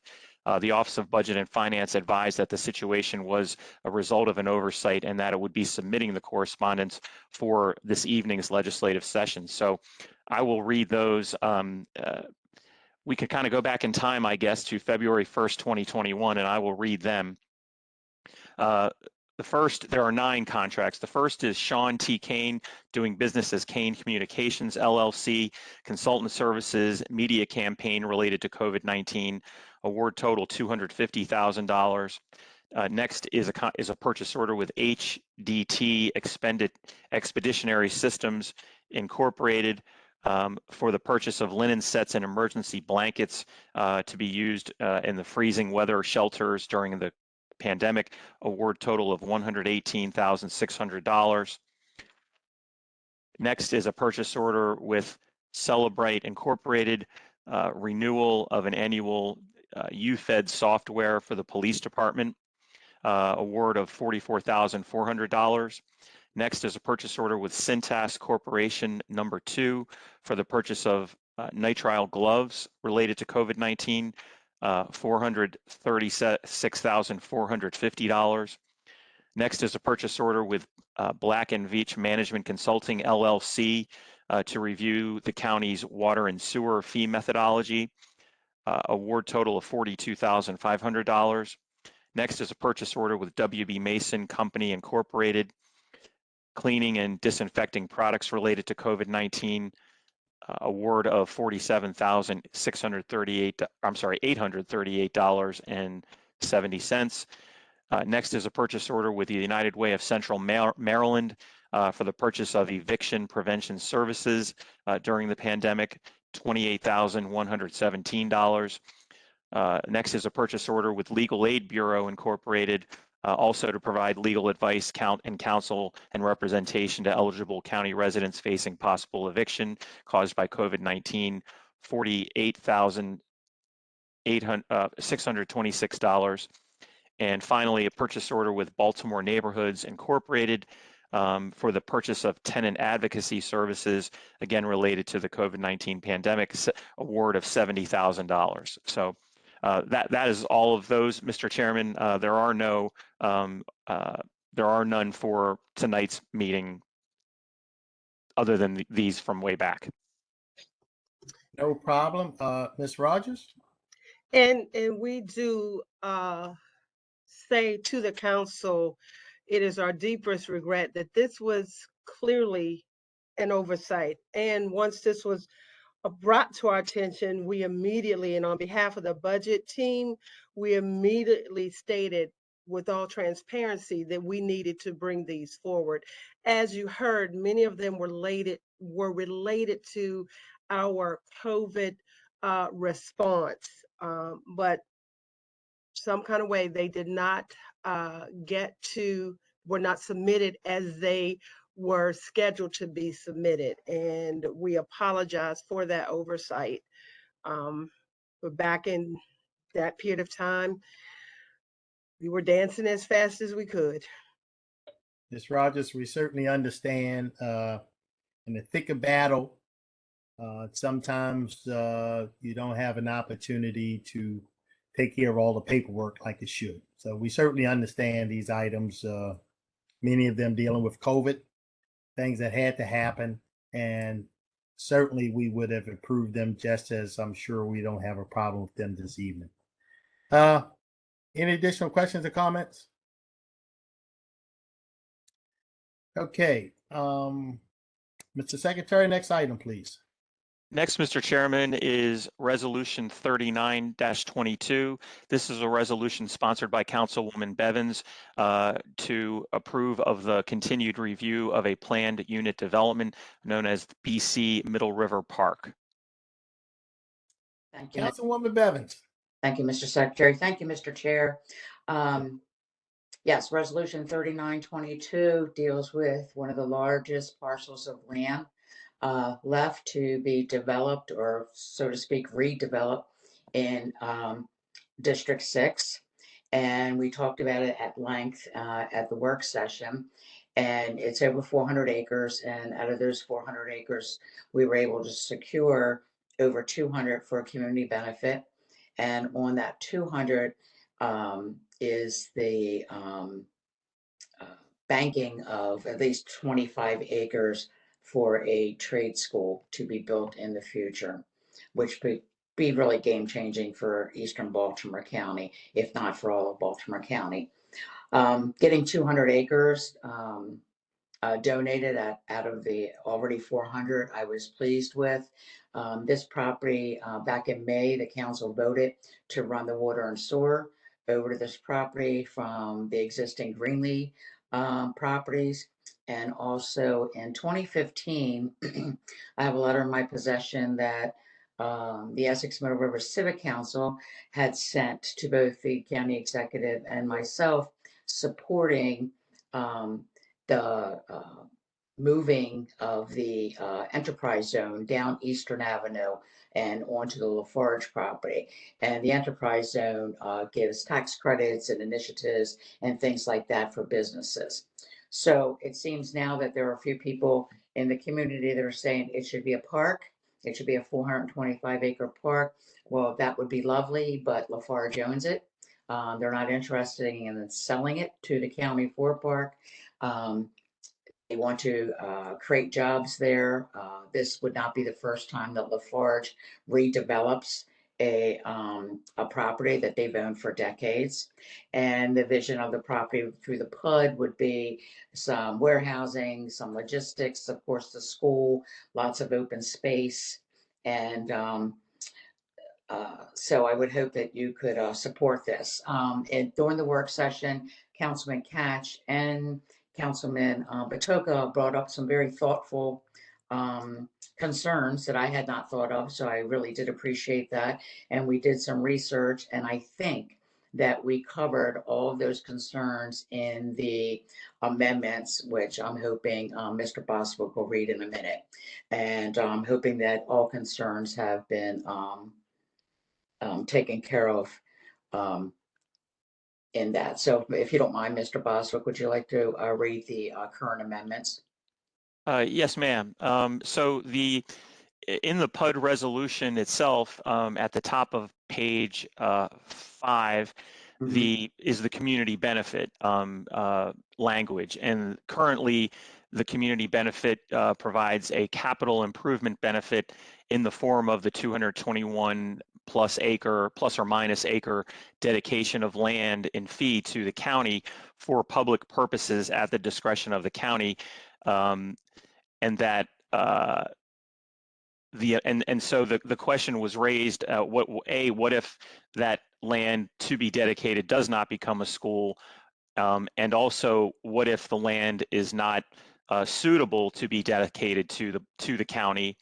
And so the amendment being offered by Councilwoman Bevins would add 2 more whereas clauses to the resolution. The first one would state that the county council, whereas the county council intends for a contiguous 40-acre portion of the total land area of dedication to be utilized for the construction of a vocational school, that would be known as the school land. The council recognizes that the county will need the cooperation of the County Board of Education on this effort. Should a vocational school not be funded within 5 years of the conveyance of the land to the county, the council may choose an alternate use or uses for the school land. And then the second whereas clause deals with the issue of the suitability of the land itself, and it states, whereas within 3 months of the approval of the resolution, the applicant shall submit an environmental report summarizing the soil analytical data and demonstrating that the reclamation materials within the school land conform with Category 1 fill material required by the Maryland Department of the Environment's mining program, which material is deemed suitable for school use. If the applicant cannot provide the required report, the applicant shall offer an alternate community benefit different from the conveyance of 221 acres of land for review and approval by the council. If the applicant offers an alternate community benefit agreeable to the council shall approve the alternate community benefit prior to the hearing officer's hearing to be held on the PUD development plan. And the hearing officer's hearing is the HOH, the development plan hearing. So those are the 2 whereas clauses that would be added as an amendment. Thank you, Mr. Boswick. Yes, ma'am. Councilman Bevins? Yes. Yeah, just, you think 5 years is long enough to obtain the funding for this school? I think we're going by past funding, maybe not, but for a particular specific school like this, not being just a middle school, elementary school, or a high school, I would like to think that it would be funded faster. And since the land is already donated, that's half the battle right there. Can I ask a point of clarification, Councilman Catch and Sure. Councilwoman Bevins, and I guess it goes back to Mr. Boswick. Does the school have to be funded in 5 years, or all we would require is that the school system express an interest in it? Well, it does not have to be 5 years. If the council, if the wording was to be changed to something like, should a vocational school, not, as you said, if BCPS does not signal, support for a vocational school within 5 years of the conveyance or something along those lines. It doesn't have to be the 5 years. I think the 5 years was utilized to be consistent with the my iPass timetable.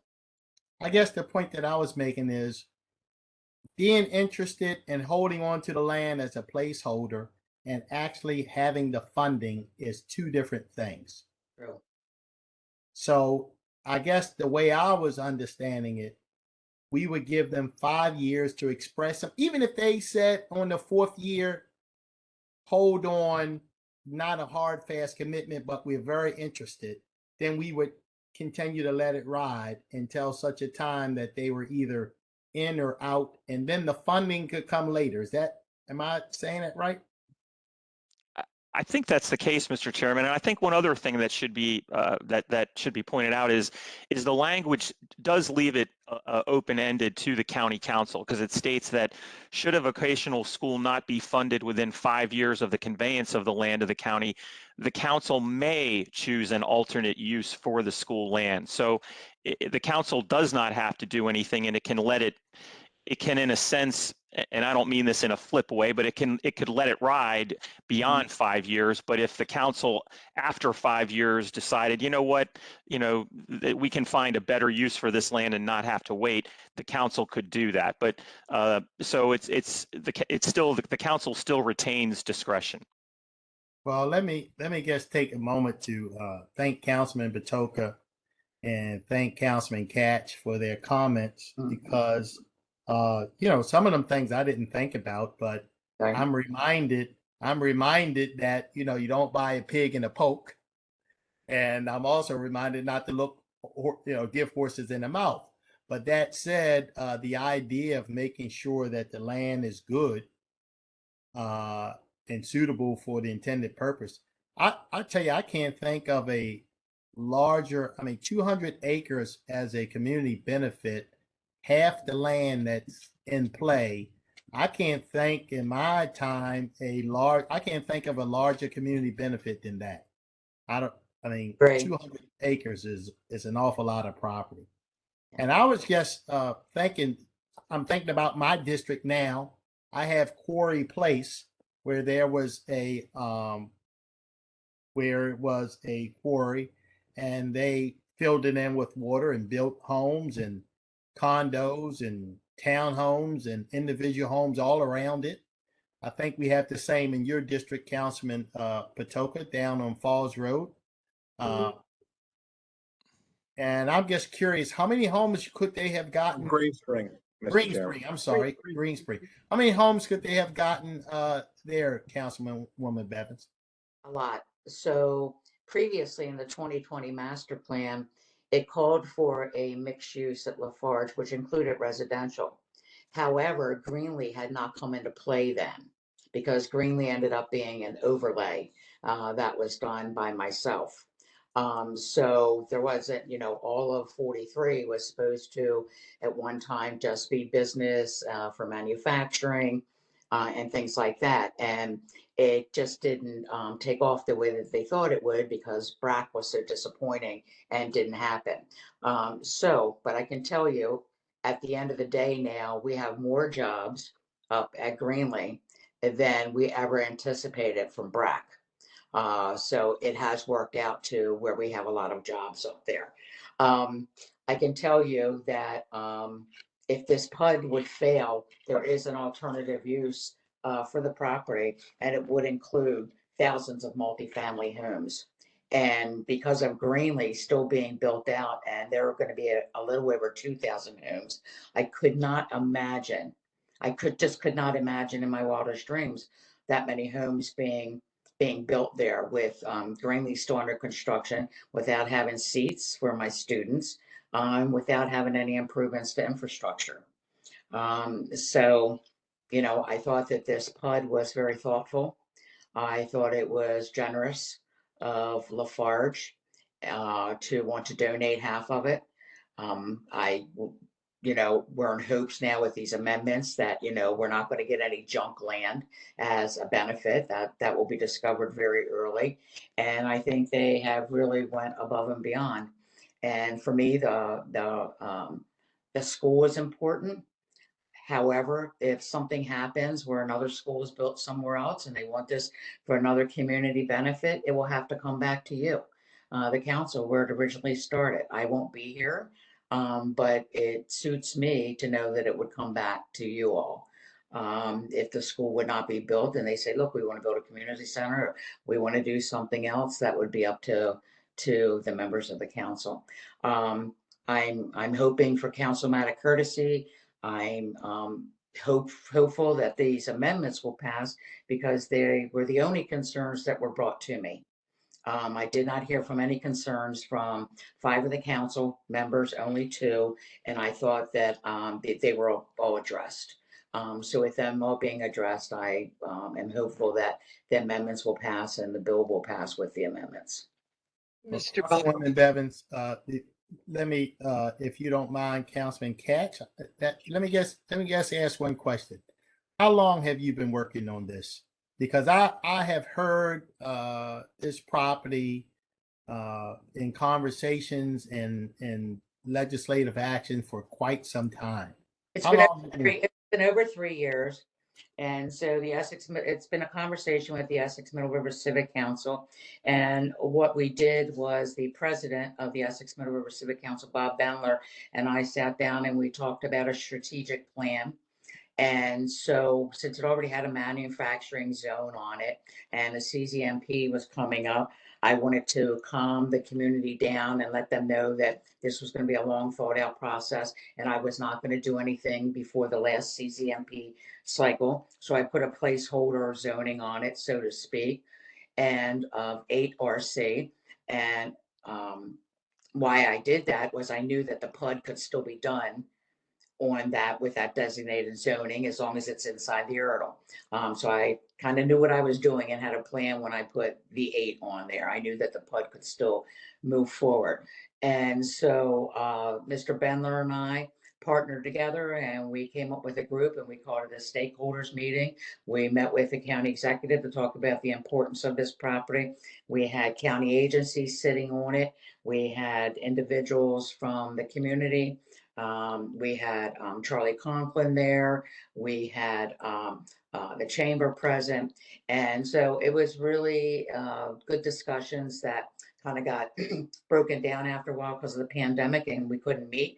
But then once, we felt safe, we all started meeting again and all kinds of ideas happened out of those meetings. I believe you heard from Dave Conrad at the work session. And, I couldn't agree with him more. We all want the best out of this property because, it's over 400 acres and we want it to be the best. My dog is right there. We wanted it to be the best that it can be. We want to create jobs, but we want to improve the infrastructure. And we also would like to have a school site. And not only the school site, there'd be another 175 acres left for trails or anything else that the county would want to put there. So I do think that the PUD is the best action to take. And it has been over 3 years and it has not been taken lightly. And, there's tons of opportunities for communities to come out during the PUD process where they can be a part of this process. And so it's very transparent and I hope my colleagues will support it. Well, Councilwoman Bevins, I'm going to take a guess here. And I'm not an expert by any figment of anybody's imagination. But I'm just thinking, I'm trying to put a value on 200 acres. 200 acres at what, 150,000 an acre?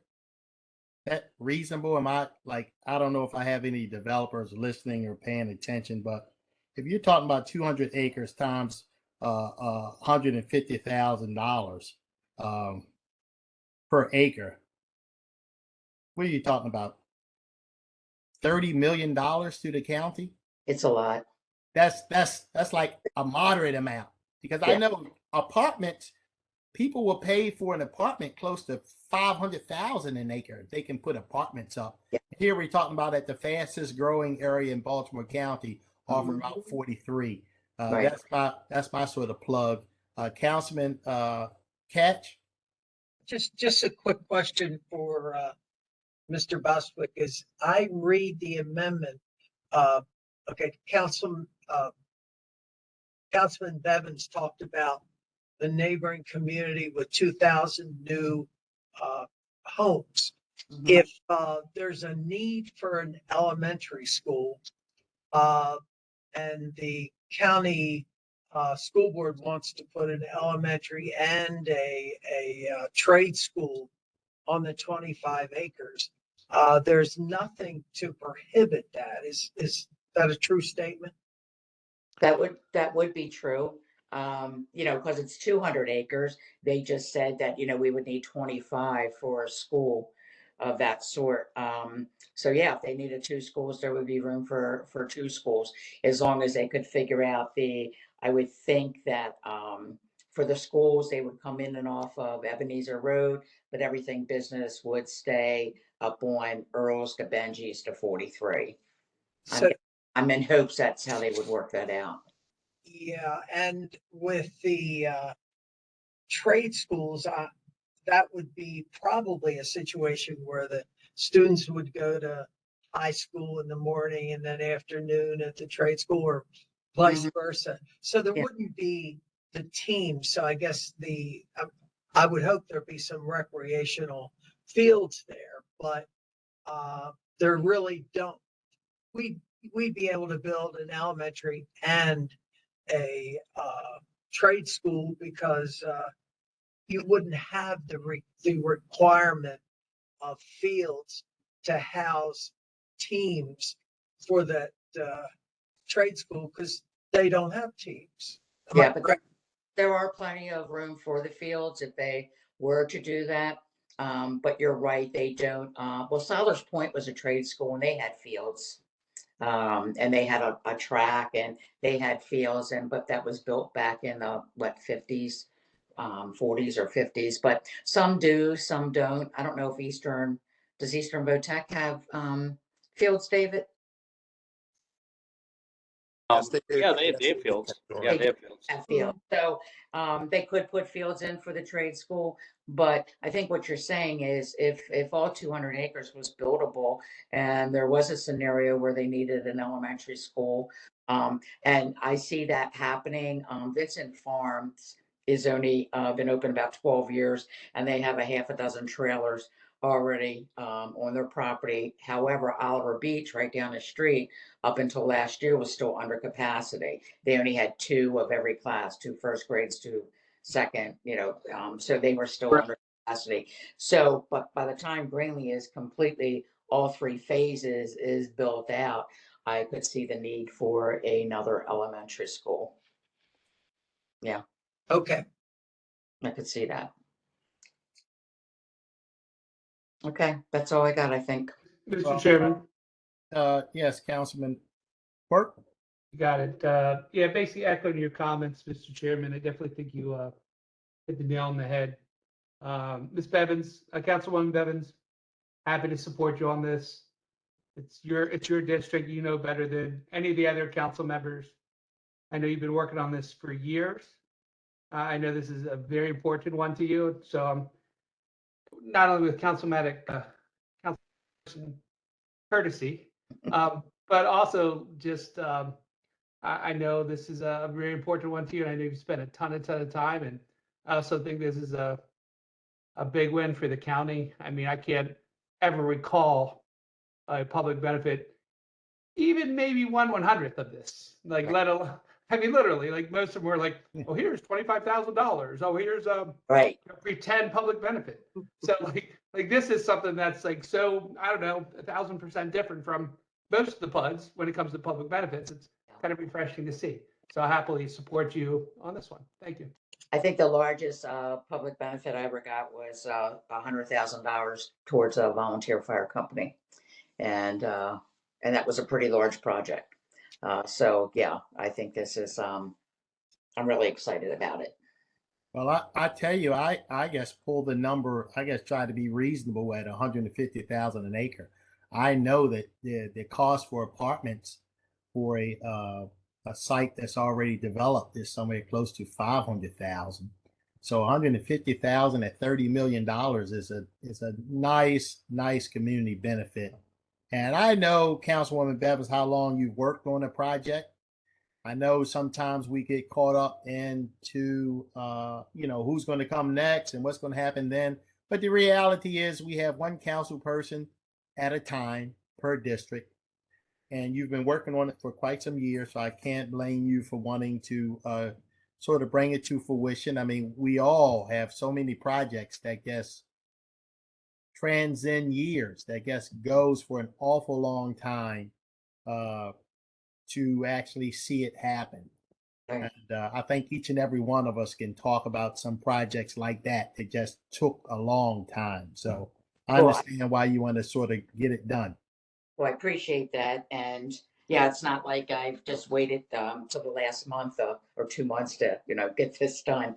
But I have to tell you, at the end of the day, I believe that Councilman Marks will be representing this area. Most of the 6th district, all of Middle River, went into the 5th district, and Councilman Marks will be representing the area. And I think he'll be pretty proud of this project when it's all said and done. Okay. Are there any? Chairman? Yes, Councilman Marks. Thank you very much. First, I want to commend Councilwoman Bevins for her actions during the rezoning process. She very correctly downzoned this property, correct, Councilwoman? Yes. And also she held very firm on the crane plant as well. Those were not easy decisions to make. There's tremendous pressure exerted on council members during rezoning, and that needs to be said. I know this is a very tough vote in some respects because there are divergent opinions. The question I have is for Mr. Boswick.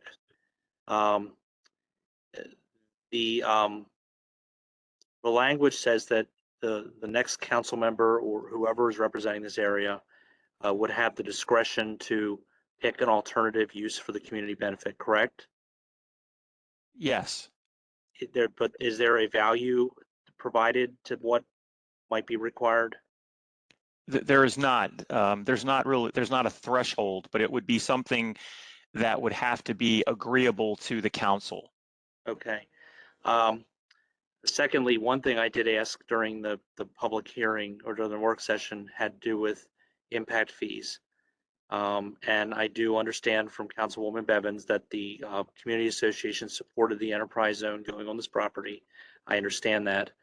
I am concerned that the developer's not paying any impact fees for this. I think they should. I think if there was ever a place where you should have those paid, it's here. And the law does require, does allow for commercial development to be assessed those. So I'll just say that. My next question is for Ms. Rogers or for anyone from planning, because this issue of the master plan keeps coming up. Are we ever getting close to this master plan being submitted to the council? When is that going to happen?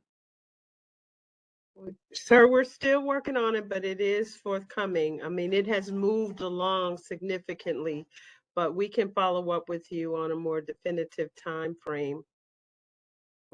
We will talk back with the team to see when we can finish everything up. Okay, I can just recall that before I was sworn in 2010, that was the last thing the council did prior to being sworn in, one of the last things. And I do think a point is valid in that the county is taking an awful long time on this. And there's a lot of people eager to see the results of that. So thank you. Director Lafferty, it's his top priority to get it done. Okay. Mr. Chairman. Thank you, Yes, Councilman. I'm sorry, Councilman Catch and then Councilwoman Bevins. Yeah, thank you very much. As I understand it, should this pass, there will be a required public input hearing held. And should Councilman Marks hear concerns from the community that can be worked out by amending this PUD, that can be done. Is that true? Mr. Bostwick?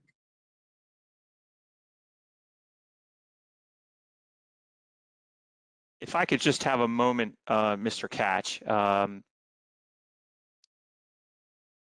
because I want to make sure that I express this exactly how it is written.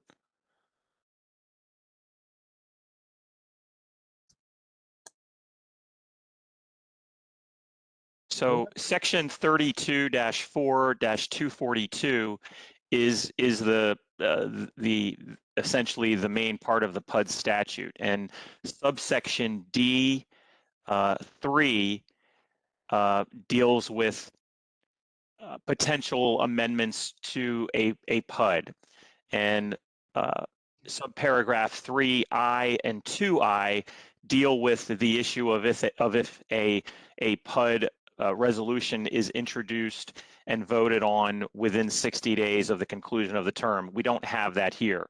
So then that takes us to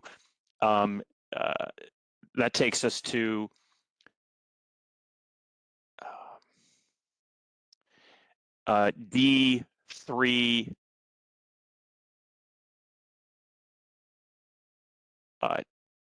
2I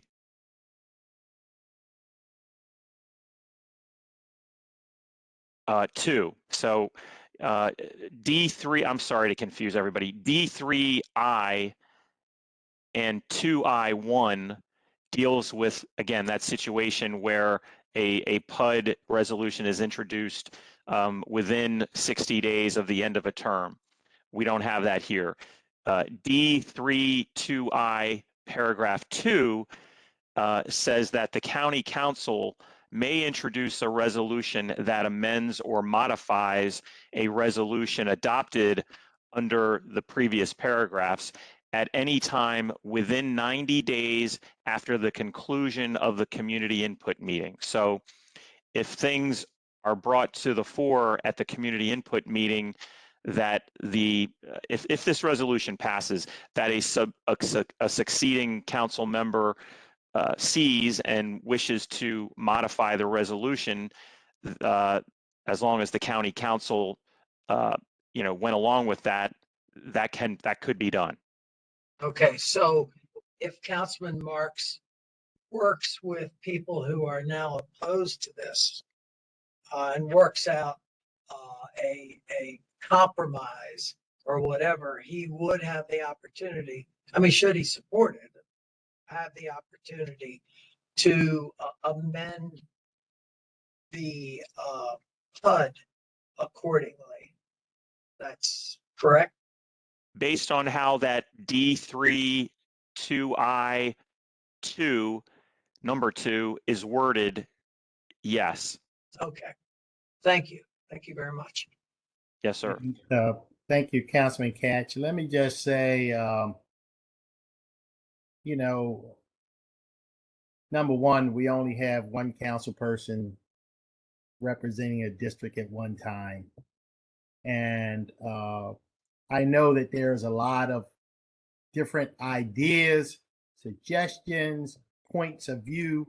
No matter what you do, there's always people with a different point of view.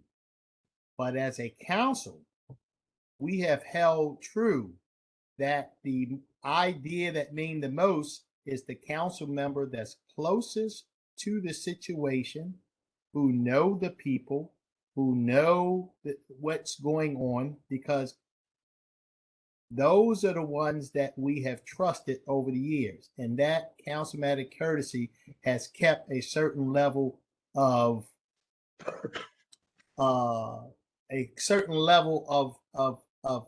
stability on the Baltimore County Council. If something's going on in White Marsh or Route 43, a person need not come to talk to me. They need to talk to the Councilwoman Bevins who represent that area. If something's going on in Pikesville or someplace else, they need to talk to Councilman Patoka. And I just think it's important that as a reminder that we just remind everybody that this system has worked well for the entire history of Baltimore County.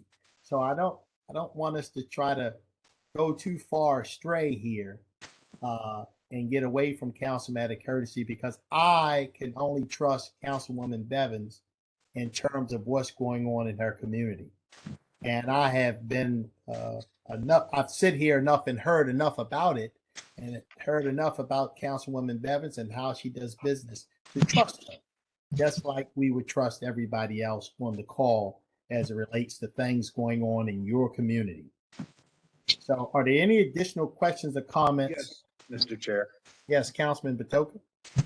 So I agree with you, Mr. Chair, about councilmatic courtesy. I think it's really important that that we respect councilmatic courtesy, and that the council member of each respective district does have a great deal of knowledge, more so than any of us that don't represent a specific area. And even in the Baltimore Banner questionnaire that never got published, I stated my feelings on councilmatic courtesy, and I think Councilwoman Bevins has done a really good job at working with the community on this. I do think that we have a fiduciary responsibility to look at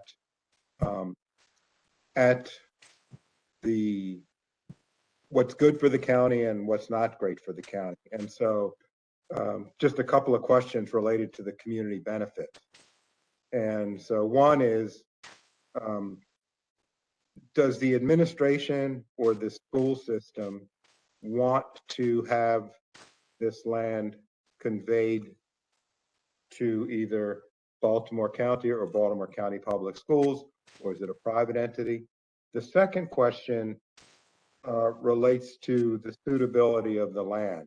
I understand that the site has been used for a fill, and that there's soil analysis going on right now. And so questions related to when building on a fill site is very different than building on land that hasn't been used as a fill site. The soil capacity for a bearing structure is very different. How deep you have to dig to get to stable soil, and that would be on a site plan. And so I understand your point, Mr. Chair, about the value of land, but if the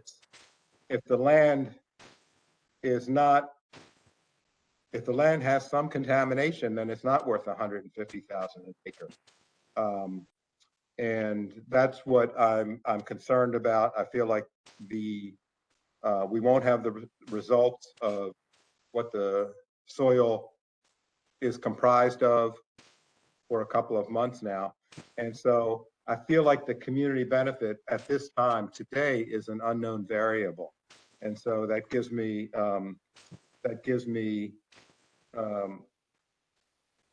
moment to pause on where we are and where we're going. Well, to address your first question, I have not heard that the administration or the school system would not like the community benefit or a new school, for sure. And I think that I've been at this for 12 years, and sometimes they go to dig and can't even build a playground where they want to build it because the soil is contaminated. So, I mean, it can happen anywhere with under an acre of land or 200 acres of land. So I don't have a crystal ball and I can't say that, but we've put it in the amendments that they have to get it done as soon as possible, within 30 days of the resolution passing. And then that way it's not something that's drug out.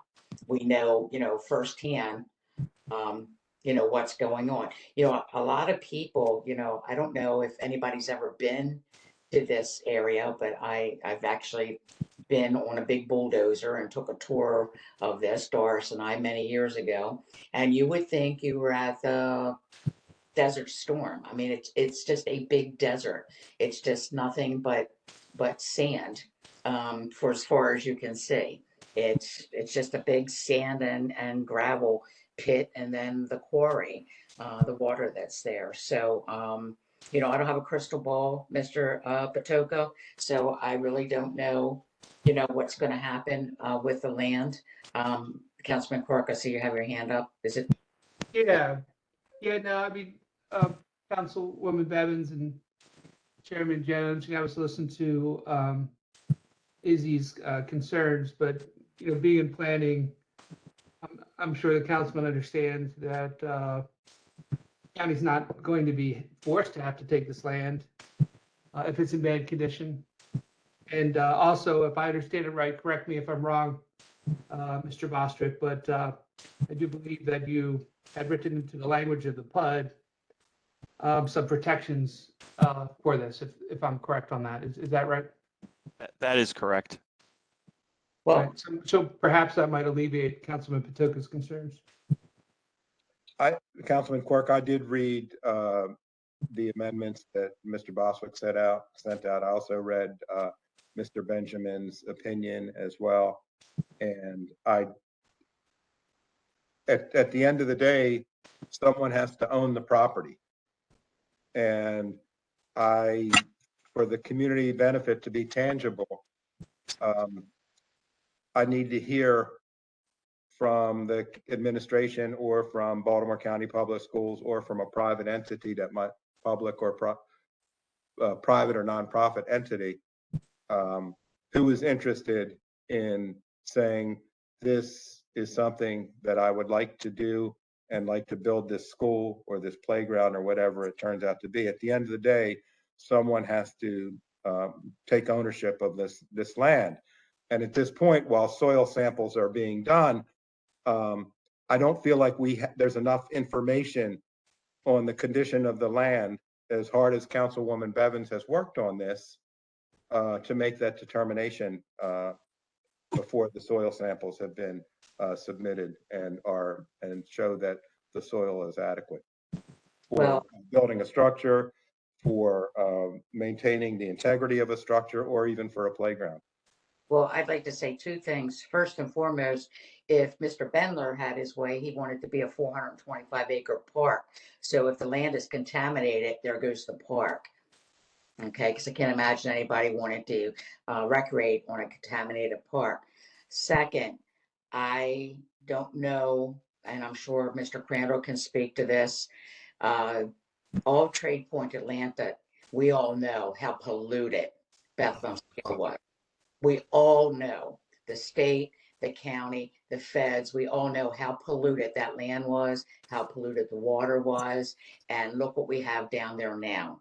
I believe they call it, correct me if I'm wrong, capsulation, but there's a way that you can do that when there are pollutants. But this was a mine where they pulled out, you know, sand and gravel. And what's being put in that quarry now is what they call fill number 1, and that is overseen by the state very carefully. I know that somebody called in and said, oh, those trucks can take anything in there. That's just not true. That's not true. The state oversees what goes in there, and it has to be the number 1. So it can't have those contaminants in it. So, of course, I'm not an engineer, and I can't speak to anything else on the property. I can tell you that, you know, the same testing has to be done on every single property, whether people are building flex space, if they're building homes, if they're building schools, the same thing. This property will go through the same intense process through the state and the county.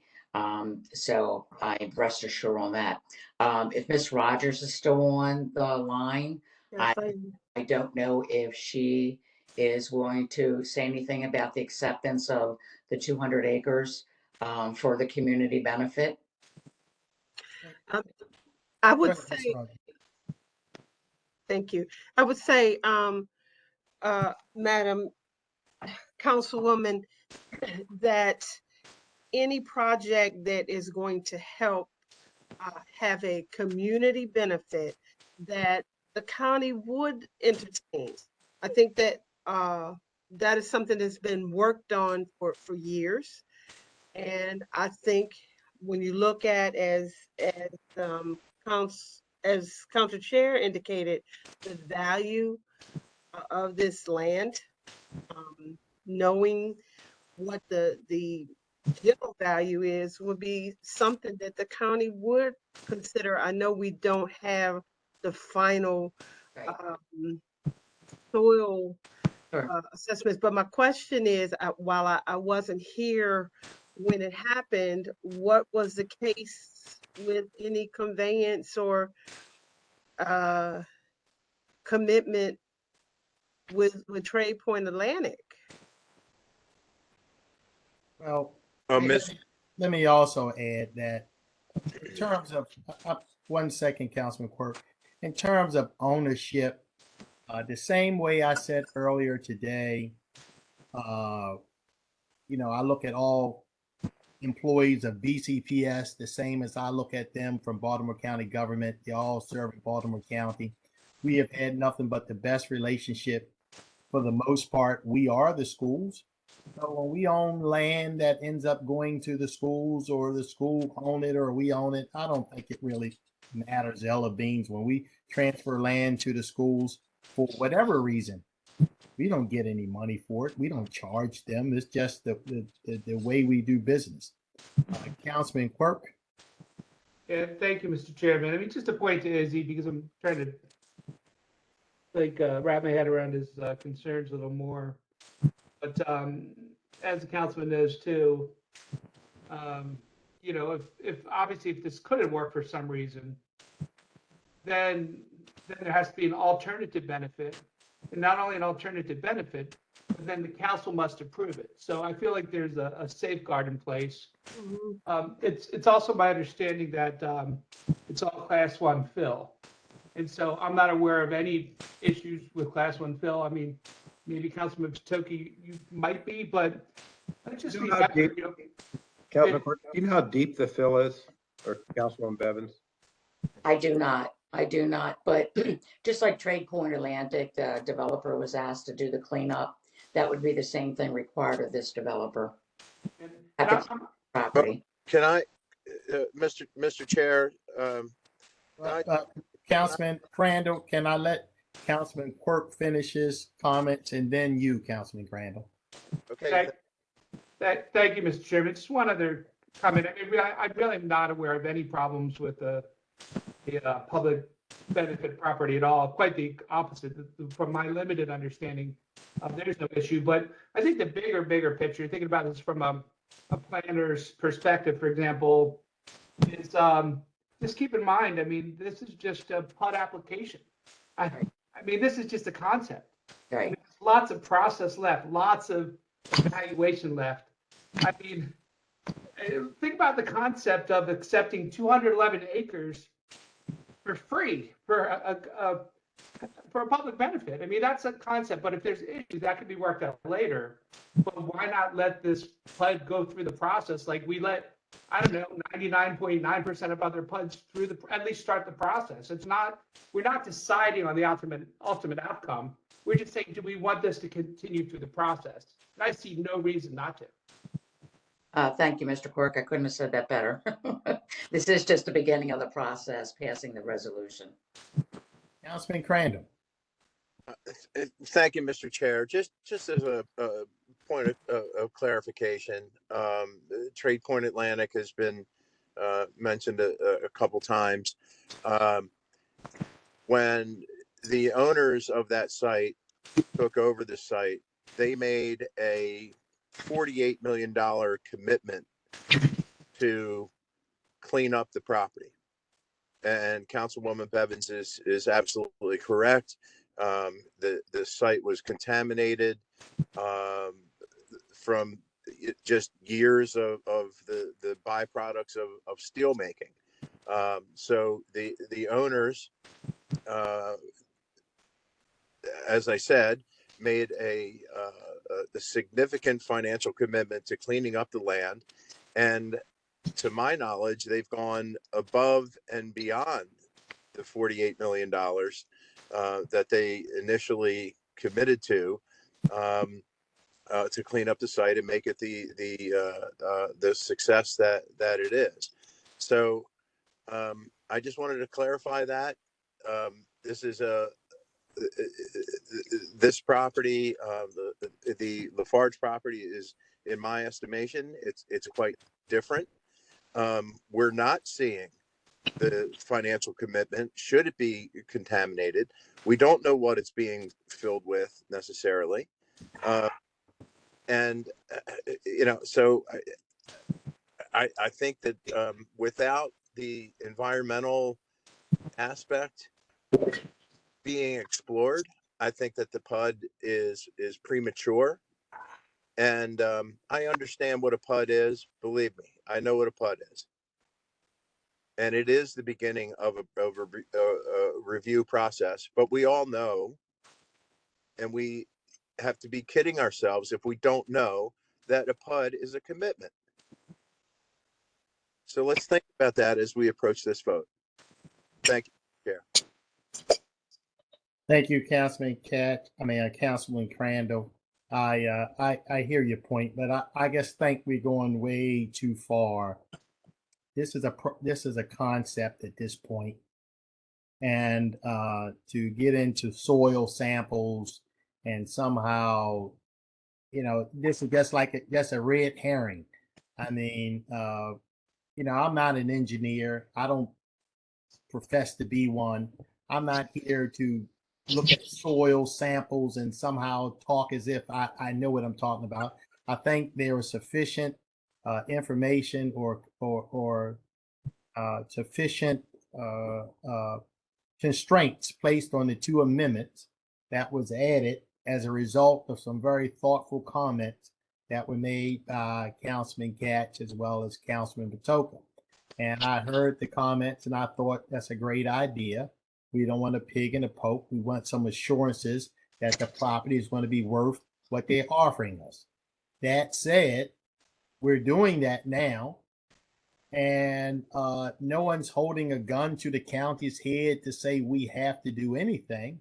But at this point, all we're going to do is move forward with the process and give everybody an opportunity to weigh in and test the soil and everything else. But at this stage of the process, I would urge us all to just move forward because why not? Somebody's going to give us 200 acres. 200 acres, and the alternative could be something much different for the county. Okay. As well as that area. Chairman, can we vote on the amendments? Councilwoman Bevins, and then I'm gonna go Councilwoman Bevins, and then Councilman Mark. I was just saying, can we vote on the amendments? I always forgot. Councilman Marks. Yeah, I just have a question for Mr. Bostwick or Mr. Benjamin. We have heard speculation that someone might purchase this site and add it to the Greenlee site and then use unused zoning density from the Greenlee site to apply to here to build a large number of residential units. I would like to know your interpretation of the law as to how that can be done. Mr. Marks, I honestly do not know enough. I'm not punting this, but I just don't know enough about any alternative proposal and where the density would be coming from or whether it would be another PUD. I just can't answer that question. I'm sorry. It has been speculated this could be done by right. It would not be a PUD. Okay. Simply having the same owner of both parcels, you could transfer unused density from one to the other. And extend an overlay. That would be a question, Mr. Councilman Marks, that I would need or have my team be able to research. I wouldn't be able to give you a definitive legal answer this evening, but I can certainly research it if you wish. I would like that. Thank you. Well, okay. I guess if somebody else have something else to say. I don't. I guess the point, Councilman Quirk, Yeah, no, just real quickly, Mr. Chairman, I did want to again acknowledge Councilman Catch and Patoka for their amendments. I definitely think it makes it a stronger PUD, and I think it definitely helps seal the deal. I think it makes it stronger. So do appreciate the added amendments on this as well, and look forward to a positive vote. I as well. Thank you. Thank you. And I guess on that note, I guess sometimes we get so caught up into the soil and into the dirt and this, that. Let's just get back to the 50,000 feet level. Just talk about councilman courtesy. On that note, Mr. Boswick, do you want to? Mr. Chair, if I may? I'll move the Yes. amendment. Well, Mr. Chair, Mr. Chairman, I don't need to be lectured by you as to what councilmanic courtesy is or what it isn't. So I'm done with the lecture. okay. Thank you. Thank you. Mr. Boswick, are we going to do both amendments at one time or separate or? Well, I think, Mr. Chairman, there's one amendment. It consists of those two whereas clauses that I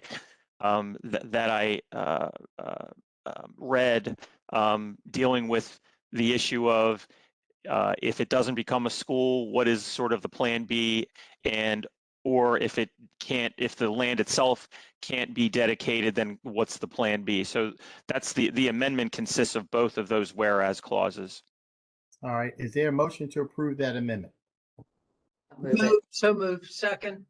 It's been moved and seconded. Mr. Secretary, call the roll on the amendment. Mr. Jones, Aye. Mrs. Bevins, Aye. Mr. Crandall, No. Mr. Patoka, Aye. Mr. Catch, Aye. Mr. Marks, Aye. Mr. Quirk. Aye. The ayes have it. The amendment has passed. Are there any additional questions or comments before we call the motion to approve the resolution as amended? Okay. Is there a motion to approve resolution 39-22 as amended? Move it. Second. It's been moved and seconded. Mr. Secretary, please call the roll. Mr. Jones, Aye. Mrs. Bevins, Aye. Mr. Quirk, Aye. Mr. Patoka, Nay. Mr. Catch, Aye. Mr. Marks, No. Mr. Crandall. No. The ayes have it. Resolution 39-22 as amended has passed. Mr. Secretary, is there any additional business to come before the council? Mr. Chairman, we just have 5 resolutions to read for introduction this evening. Okay. First is Resolution 40-22, entitled Maryland Agricultural Land Preservation Foundation FY 2022 Easement Cycle 6 Agricultural Easements for introduction only this evening. Next is Resolution 41-22, acceptance of a donation of land from Trade Point Atlantic Properties to become a Sparrows Point Park for introduction only this evening.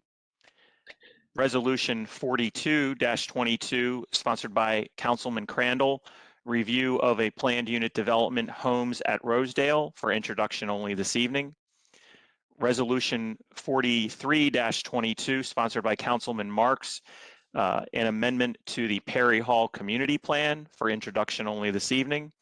And finally, Resolution 42-22, renewal of cable franchise agreement Comcast of Maryland for introduction only this evening. Okay. Are there any additional business to come before the council? There is no further business, Mr. Chairman. There a motion to adjourn? I'll move it. Second. I know everybody's having so much fun. Nobody wants to leave. All in favor? Aye. Aye. The ayes have it. The meeting is adjourned. As is customary, anyone who registered to speak online prior to the meeting is allowed to speak for 3 minutes. And as I understand it, we have at least 2 speakers. Is that correct, Ms. Belcastro? That is correct, Mr. Chair. We have 2 speakers this evening. All right, first speaker, please. Certainly. Our first speaker is Jeffrey Budnitz. Mr. Budnitz, you're on as a panelist. You may begin your testimony. Can you hear me now? Yes. Perfect. I'm a longtime Rec and Parks volunteer. My primary area has been Lake Roland, but I've always had a broader county view, and I just wanted to thank everybody for supporting Bill 6122 regarding the funding for the feasibility study for the Jones Falls to NCR Trail connection.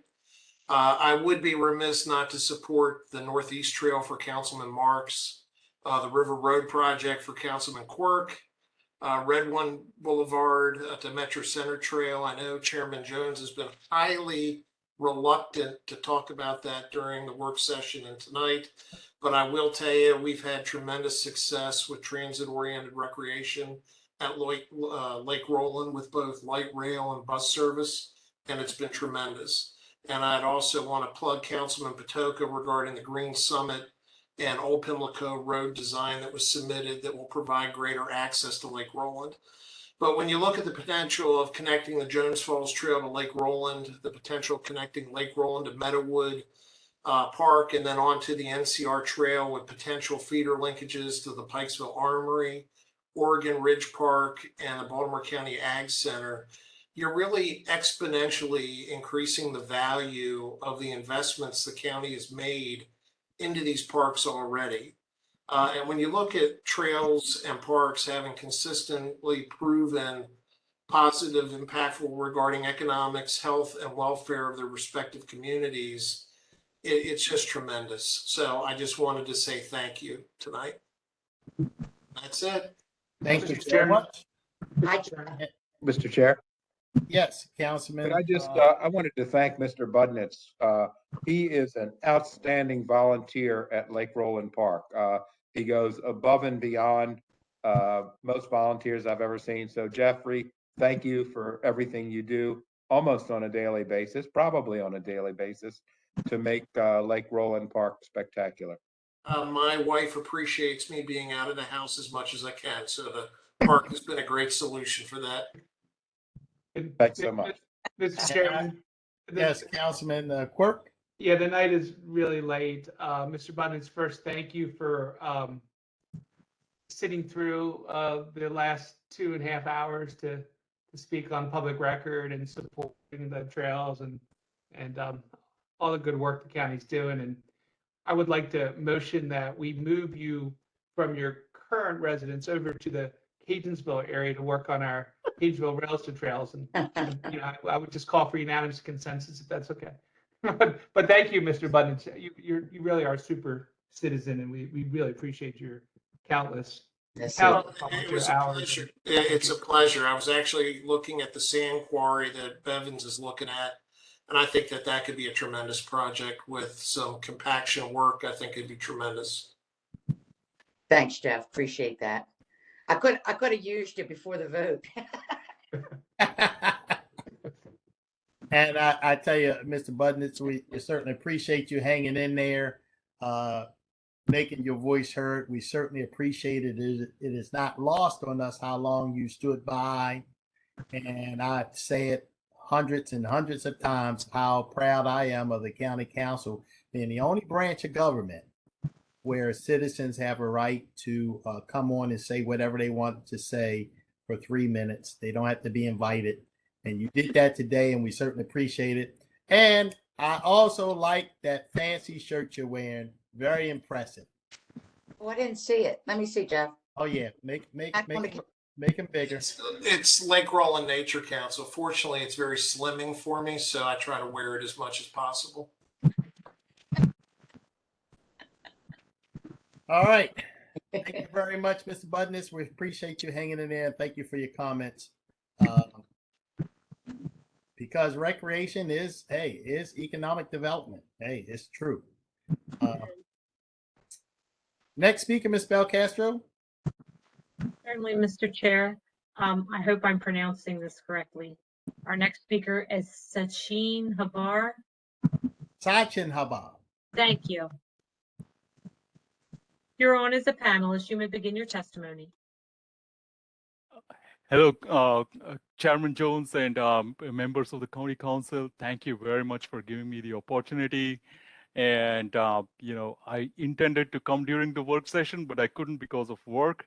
But I didn't have to come to work because you all guys voted for it. And so I'm really thankful for voting for the Bikeways grant, actually. So I believe that connecting the NCR Trail with Jones Falls, it's a great project.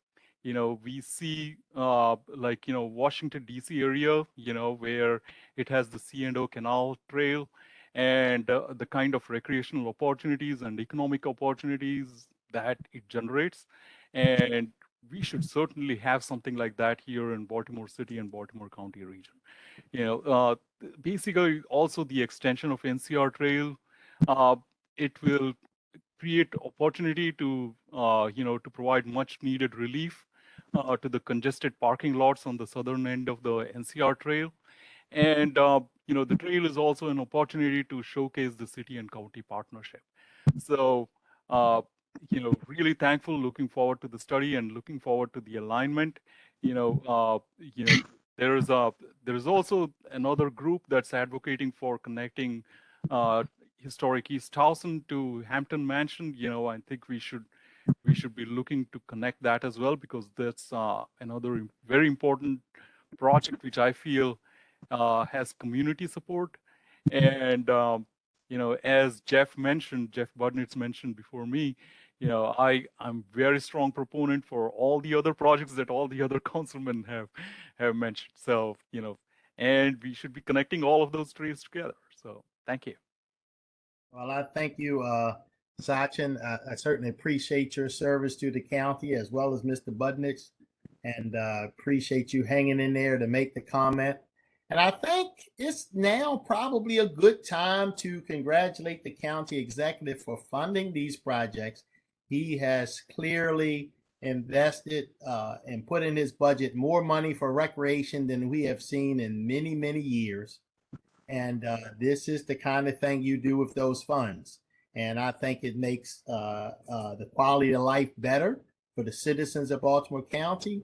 But also, like I said, it's an economic driver, because I just talked to a friend of mine that I saw a picture, and he was out in Frederick somewhere riding on the trail. And I said, hey, did you go there just for the trail, or you just happen to be in the area? He said, nope, he went there just for the trail. And before he left, he and his wife got some dinner out there before they came home. So these things are economic driver. Any additional questions or comments from any of the members? Yes, Mr. Chair. Councilman Patoka?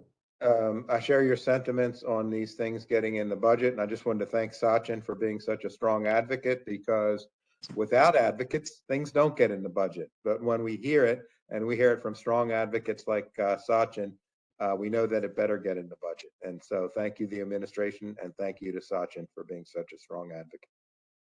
Thank you, Councilman Patoka. My pleasure. All right. So I'm so glad we had this time together just to laugh and sing a song or two.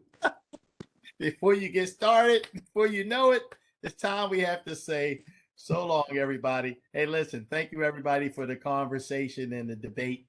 It's been spirited, and I love you all. All right. Bye-bye. Thank you, Mr. Chairman.